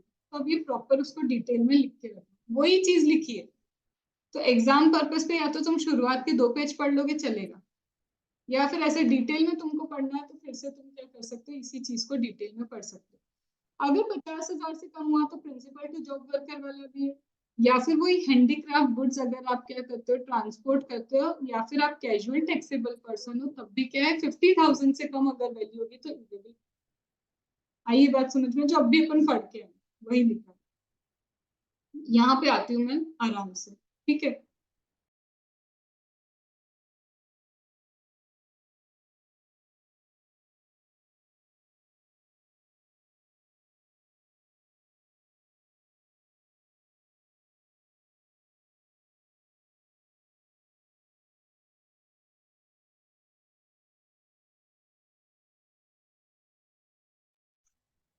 चलो, when it is not mandatory to furnish the details of part B। अब कुछ कुछ जगह ऐसी आएगी जब आपको पार्ट बी की डिटेल भी फर्निश करने की जरूरत नहीं पड़ेगी। अब ये काम क्या है? हम कब ऐसा होगा जब पार्ट बी फर्निश नहीं करना? when goods are transported for a distance up to 50 kilometre within same state। बोला था ना, ई वे बिल बनेगा, बट बस व्हीकल की डिटेल मत दो, क्योंकि एक तो स्टेट में ही जा रहे हो, गोल गोल रानी कितना कितना पानी खेल रहे हो, वही वही स्टेट में गोल गोल घूम रहे हो, चलेगा। बट हमको पार्ट ए दे देना कि कौन से गुड्स हैं, कंसाइन, अब तुम्हारा सप्लायर कौन है, रिसिपेंट कौन है, वो डिटेल हमको चाहिए। बट हमको क्या नहीं चाहिए? पार्ट भी छोड़ो, क्योंकि 50 किलोमीटर के अंदर अंदर तो तुम क्या कर रहे हो, रोम कर रहे हो। तो विद इन सेम स्टेट का ई वे बिल जरूरी नहीं है, मैं ये बोल रही हूँ क्या? E way bill is mandatory, part B is not mandatory. ये बात समझ में? जैसे हमें ऐसा तो होगा कि हम सिर्फ अंदर ही अंदर घूमते रहेंगे। Place of business of consignor, consignor की प्लेस ऑफ बिजनेस से ट्रांसपोर्टर तक तुम गुड्स लेके गए। मैं कौन हूँ? सप्लायर। मैं सिर्फ ट्रांसपोर्टर तक क्या लेके जा रही हूँ? गुड्स लेके जा रही हूँ। लेके जाना पड़ेगा, हो सकता है वो लेने आ जाए, हो सकता है हमको लेके जाना पड़ जाए, जो भी हो। तो यहाँ पे क्या बोलते हैं, तुम 50 किलोमीटर के अंदर ही अंदर तो इधर उधर घूम रहे हो। छोड़ो, सिर्फ पार्ट बी मत भरो, पार्ट ए पूरी डिटेल दो। ठीक है? पर ऐसा भी तो हो सकता है, ये पॉइंट जैसे बताइए, गुड्स के ट्रांसफर हो सकते हैं एक व्हीकल से दूसरे व्हीकल में। हाँ, गुड्स ट्रांसपोर्ट हो सकते हैं एक व्हीकल से दूसरे व्हीकल। अपन ने पढ़ा था ना अभी, कई बार व्हीकल चेंज होगा। तो तुमने क्या पढ़ा था? वो व्हीकल चेंज होने के केस में जो भी इंफॉर्मेशन पार्ट बी में है वो तुम्हें अपडेट करनी है। और वो अपडेट क्या होगा? अपडेट होगा तुम्हारा व्हीकल नंबर। अब ये व्हीकल नंबर अपडेट कौन करेगा? तो once detail updated in part B, consignor recipient who filled part A can't assign e-way bill number to another transporter. देखो, जब भी ई-वे बिल जनरेट हो गया, मूवमेंट स्टार्ट हो गया, हो सकता है तुम्हें व्हीकल चेंज करनी पड़ जाए। तो व्हीकल का अपडेशन करने को बोल सकते हो, तो ही व्हीकल नंबर अपडेट कर लेना पार्ट बी में, सप्लायर तक मत आना। पर एक बार जब पार्ट बी का अमेंडमेंट हो गया, सेम ई-वे बिल तुम किसी और को नहीं दे सकते। ये उसी के लिए वैलिड रहेगा जिसका व्हीकल नंबर एंटर हो चुका है, उसी व्हीकल के लिए वैलिड है। या तो अगर तुमको फिर व्हीकल चेंज करना है तो फिर व्हीकल नंबर चेंज करो। मतलब एक बार अमेंडमेंट हो जाएगा तो उसी ट्रांसपोर्टर के लिए रहेगा ये ई-वे बिल वैलिड। दूसरे ट्रांसपोर्टर को तुम क्या नहीं कर सकते मधुर? एंडोर्स नहीं कर सकते। एक बार चक्कर लगा के हो। तुम सीए फाइनल के लिए पढ़ रहे हो तुम लोग, और जो सीए इंटर के लिए भी इस वीडियो को देखेंगे वो तो बेचारे चलो यूट्यूब पे देख रहे हैं, एक बार पॉज कर लेंगे। लाइव सेशन में आते काय को जब एनर्जी इतनी ड्रेन रहती है तुम लोग की? पढ़ाना मेरे को है, बोलना मुझे है, एनर्जी मुझे लगानी है। ड्रेन वहां पे हो रहे हैं सब लोग ऐसे ऐसे ऐसे। अब इससे ज्यादा भी मैं नहीं डांटती हूँ क्योंकि ये रिकॉर्डिंग चल रही है और ये मेरा यूट्यूब पे आएगा। ठीक है, चलो। हाँ, तो क्या तुम असाइन कर सकते हो? देखो, एक बार ई-वे बिल जो है ना, ई-वे बिल में तुम्हारा व्हीकल नंबर आ गया तो ये उसी ट्रांसपोर्टर के लिए वैलिड है। तुम एंडोर्समेंट नहीं कर सकते कि लिए ना मैंने ई-वे बिल बनाया तू इसको यूज कर ले, ऐसा एंडोर्समेंट वाला काम नहीं चलता है। ठीक है? रजिस्टर्ड पर्सन या transporter at his option generate carry e-way bill even if, अरे वो पेंड क्या भाई, वॉलंटरी भी चाहे तो ई-वे बिल जनरेट कर सकते हैं, किसी ने नहीं रोका उन्हें। और मैं मूवमेंट कौन कॉज करता है ये पढ़ा था ना, तुम खुद भी कॉज कर सकते हो, किसी को हायर किया तो वो भी मूवमेंट कॉज कर सकता है। मतलब ये क्या है, जहां मैंने डिटेल दे दी है उसका एक बार छोटा छोटा समरी यहाँ पे वापस दे दिया। और ये स्टडी मटेरियल में जहां जहां लिखा था ना जैसे उसके हिसाब से लिखा है मैंने, कि स्टडी मटेरियल के किसी भी पेज का कुछ भी मिस नहीं हुआ। ठीक है? फिर इसके बाद ये क्या है ना, who mandatorily required to generate e way bill. हम ये भी कर चुके, ई-वे बिल किसको जनरेट करना जरूरी है, चाहे वो कंसाइनर हो रिसिपिएंट हो कोई भी हो। अगर वो बाय रोड ट्रांसपोर्टेशन कर रहा है उसको ई-वे बिल जनरेट करना जरूरी है। अगर 50,000 से ऊपर की वैल्यू है तो मैंडेटरी है कि ई-वे बिल जनरेट करना ही पड़ेगा। अब एक चीज मेरे को ये बताओ, ऐसा हो सकता है क्या कि कंसोलिडेटेड, सुनो मेरी बात, ये पता है अभी तक अपना इमेजिनेशन कैसे चल रहा है, एक ट्रक के अंदर मेरा ही सामान है। इमेजिनेशन क्या चल रहा है अभी अपना शुरू से, कि ट्रक चल रही है सिर्फ मेरा सामान है। क्यों ऐसा हो सकता है कि ट्रांसपोर्टर ऐसा करेगा? पर्सन वाइज थोड़ी ना ट्रांसपोर्ट होगा। ट्रक एक है, हो सकता है 4 लोगों का ट्रांसपोर्ट हो रहा हो, मूवमेंट ऑफ गुड्स हो रहा हो। अब तुम मुझे दिमाग लगा के बताओ ई-वे बिल कैसे जनरेट? एक ट्रक 5 लोगों का सामान है उसके अंदर जा रहा है, सेम स्टेट में जा रहा, समझो इतना भी ईज कर दिया तुमने। पर अब तुम ई-वे बिल कैसे जनरेट?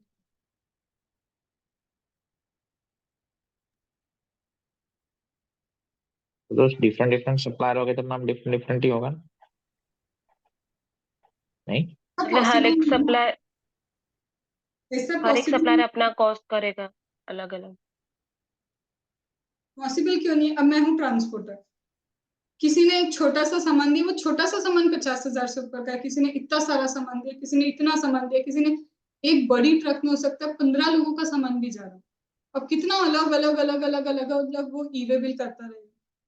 ठीक है, तो ऐसे केस में पता है क्या करते हैं, सुनो। इस केस में आता है कंसोलिडेटेड ई वे बिल। यहाँ पे कौन सी चीज आती है, कंसोलिडेटेड ई वे बिल। कंसोलिडेटेड ई वे बिल का मतलब है एक ही व्हीकल में अगर बहुत सारे लोगों का कंसाइनमेंट जा रहा है तो आप जनरेट कर सकते हो कंसोलिडेटेड ई वे बिल। लेकिन उस कंसोलिडेटेड ई वे बिल में इनवॉइस रेफरेंसिंग जरूरी। एक एक इनवॉइस किसका क्या है, कितने का सामान है, क्या मूवमेंट हो रहा है, वो आपको क्या करना पड़ेगा, लिख के चलना। अब कंसोलिडेटेड ई वे बिल पे अलाउड है, बिल्कुल अलाउड है। अब एक चीज और होती है कि जैसे मैंने बताया ना कि चेकिंग होती है, चेकिंग में तुमको कर दिया खड़ा, अब तुमको रोक लिया वहां पे चेकिंग के लिए। अब चेकिंग के लिए तुमको रोक लिया, तुमने देखा है ये तो टाइम वेस्ट कर रहे हैं, अननेसेसरी क्या है, मुझे रोक के रखा है। तो पता है इन्होंने इतनी चीज भी दी है कि अगर चेकिंग के दौरान तुमको अननेसेसरी 30 मिनट से ज्यादा रोका जाता है तो तुम कंप्लेन कर सकते हो कि मुझे अननेसेसरी यहाँ पे क्या किया गया है, रोका गया है।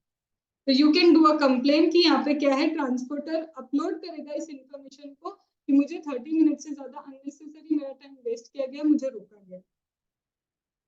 तो यहाँ पे आता है सबसे पहले मैंने कंसोलिडेटेड ई वे बिल अलाउड है, बिल्कुल अलाउड है, कोई दिक्कत नहीं है। एक ही कन्वेंस में अगर मल्टीपल लोगों का कंसाइनमेंट जा रहा है, कंसोलिडेटेड ई वे बिल भी अलाउड है। फिर इसके बाद यहाँ बोलते हैं इनवॉइस रेफरेंसिंग देनी होगी। जैसे अगर टैक्स इनवॉइस है तो टैक्स इनवॉइस सारे बता देना कि कौन कौन से टैक्स इनवॉइस है जिसका सामान मेरे एक साथ जा रहा है। इसका वेरिफिकेशन कौन करेगा, प्रॉपर ऑफिसर क्या करेगा, वेरिफिकेशन करेगा। Such number shall be valid for period of 30 days from the date of uploading. In case such registered person not required to upload information of Part B of e-way, same is auto-populated by common portal on the basis of information furnished. तो बताओ मैं ये क्या बोल रहा है इसका साथ?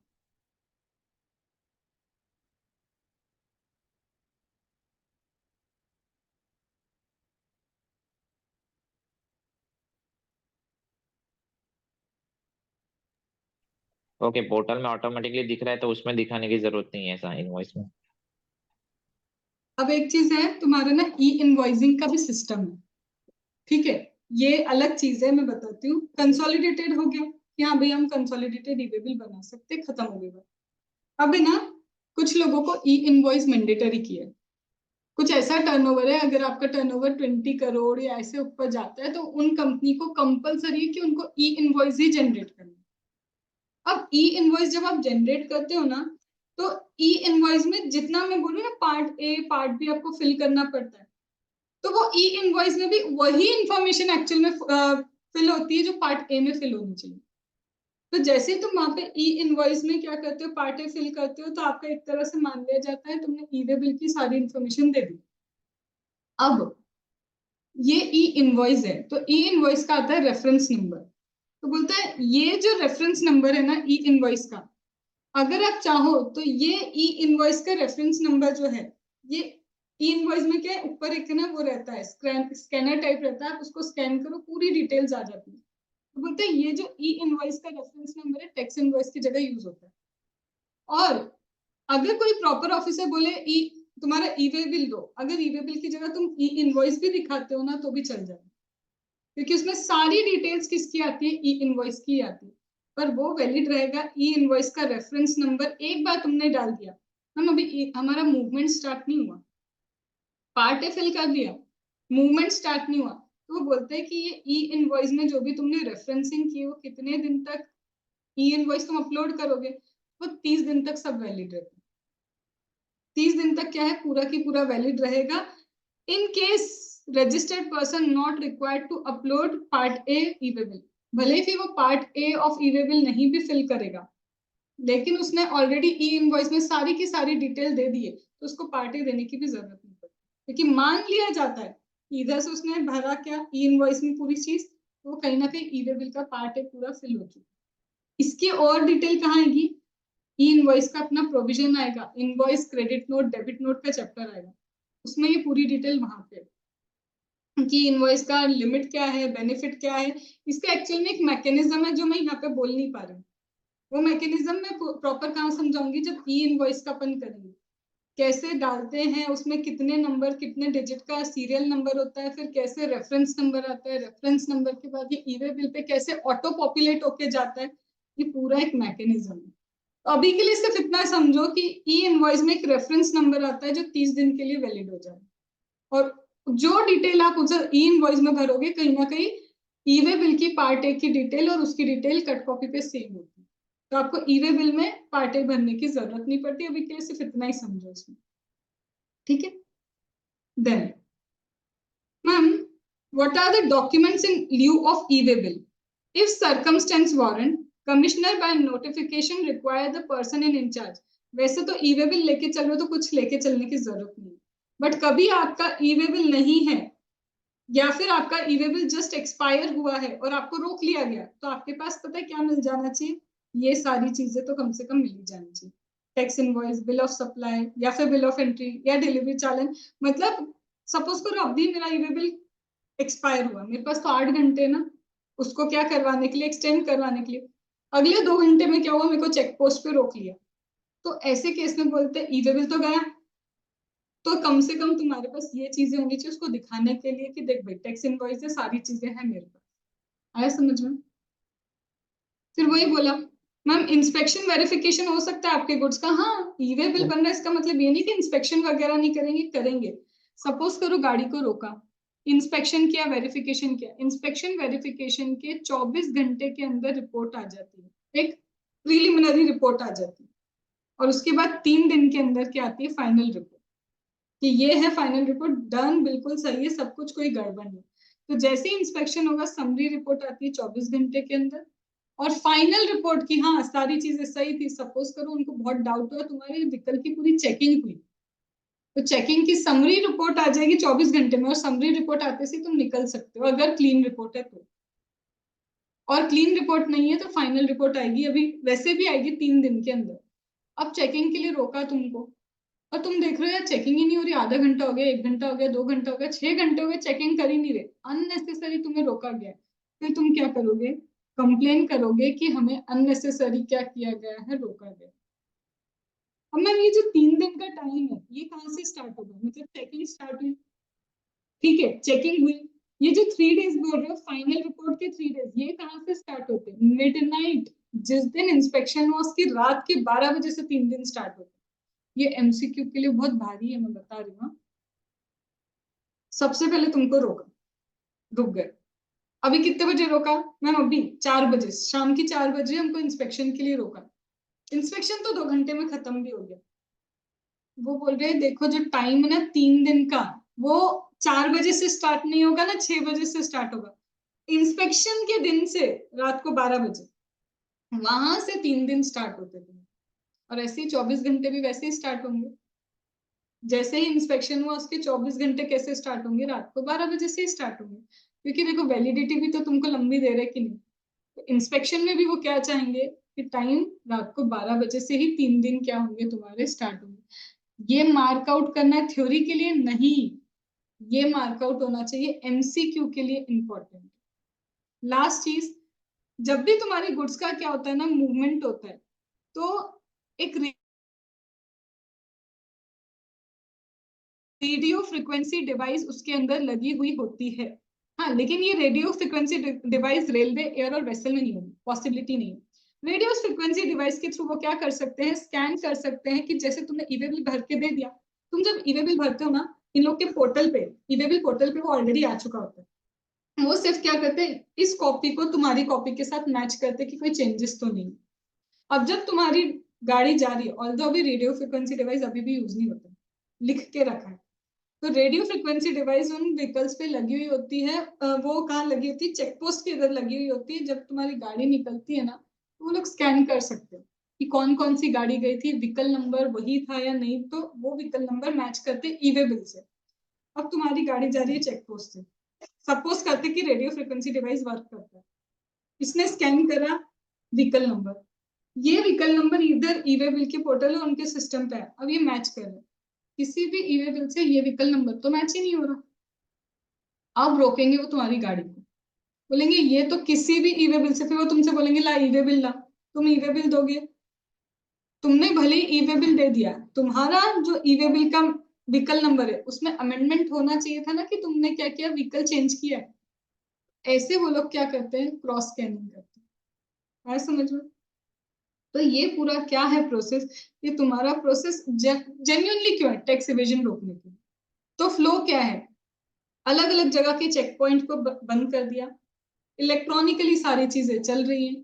पार्ट ए में सारी गुड्स की डिटेल होगी, ट्रांसपोर्टर उसकी सप्लायर रेसिपिएंट की डिटेल होगी, पार्ट बी पूरा ट्रांसपोर्टर को डेडिकेटेड। ट्रांसपोर्टर हो या कोई भी पर्सन व्हीकल नंबर बार बार चेंज कर सकता है।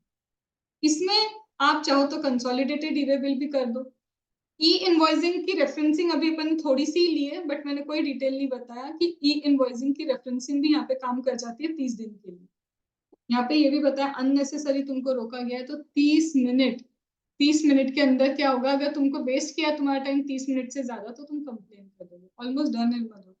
ठीक है, उसके बाद क्या हमने किया कि चलो मैम, अगर हमारा क्या है, रिपोर्ट है, इंस्पेक्शन हुआ तो समरी रिपोर्ट कितने टाइम में आएगी, 24 घंटे में, और फाइनल रिपोर्ट कितने दिन में आएगी, 3 दिन में। और फाइनल रिपोर्ट स्टार्ट कहाँ से होगी तुम्हारी, रात को 12 बजे से, सेम इंस्पेक्शन डे से 3 दिन स्टार्ट होते हैं तुम्हारे रात को 12 बजे से।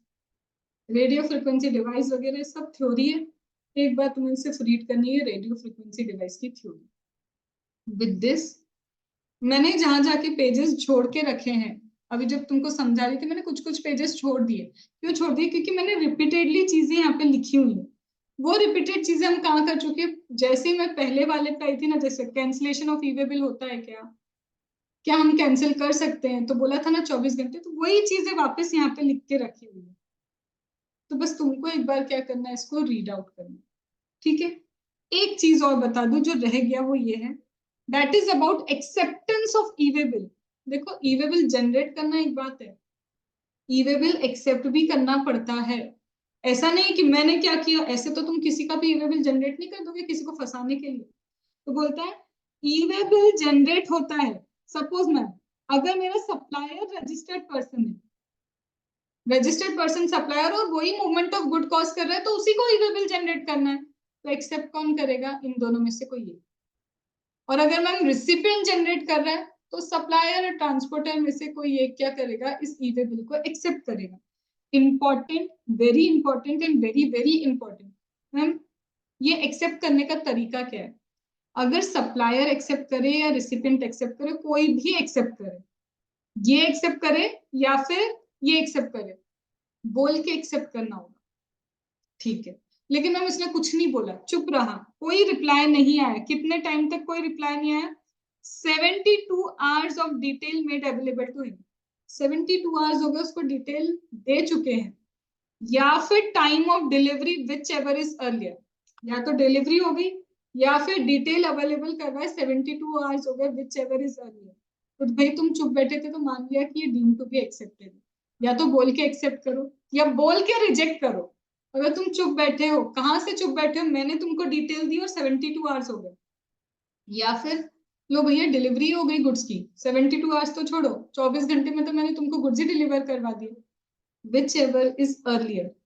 मान लिया जाएगा कि ये क्या हो चुका है, ई वे बिल एक्सेप्ट हो गया। एमसीक्यू अगेन कि एक्सेप्टेंस का टाइम लिमिट क्या होना चाहिए, कब तक उसे एक्सेप्ट कर ही लेना चाहिए, डिटेल से 72 आवर्स के अंदर या तो एक्सेप्ट कर लो, वो नहीं है तो सीधी बात कि डिलीवरी सपोज करो 48 आवर्स में तो डिलीवरी होने वाली है, तो तुम्हारे पास 48 आवर्स है एक्चुअल में एक्सेप्ट करने के लिए, क्योंकि उसके बाद तो डीम्ड एक्सेप्टेड ही माना जाएगा। आइए बात समझ में। एक चीज और मैम, जो ये ई वे बिल आप जनरेट करते हो ये कितने टाइम तक वैलिड है, 15 days for updation of part B. जैसे मैंने पार्ट ए जनरेट कर दिया, पार्ट बी में मैंने डाल दिया व्हीकल नंबर वगैरह, बोलते हैं अपडेशन करने के लिए 15 दिन के अंदर इसमें अपडेशन हो सकता है। मतलब ऐसा नहीं कि व्हीकल नंबर डाल डाल के तुम साल भर तक उस एक ही ई वे बिल को अपडेट करते रहोगे, मैक्स 15 दिन तक इसमें अपडेशन चल सकता है। ठीक है, तो this completes your entire E way bill का concept. What you have to do today, reading जरूर करना स्टडी मैट से, सिर्फ एक बार रीडिंग, एक रीडिंग के बाद यही चार्ट फॉलो करना है और कुछ नहीं, बट एक रीडिंग ई वे बिल की जरूर लेना। क्यों? ई वे बिल तुम्हारे लिए भी नया कॉन्सेप्ट है और प्रैक्टिकल है एक्चुअली। इसको एक रीडिंग करना, ये सेम वीडियो में यूट्यूब पे अपलोड करना। तो जब तुमको फिर से लगे, क्योंकि देखो 1.5 घंटे का है ये वीडियो, रिवीजन वीडियो भी तुम्हारा ज्यादा से ज्यादा 1.25 घंटे का होगा या 1 घंटे का, पूरा की पूरा तुम जब इच्छा हो वापस देख लेना, लेकिन ई वे बिल ए कैटेगरी है। ठीक है, डन। चलो।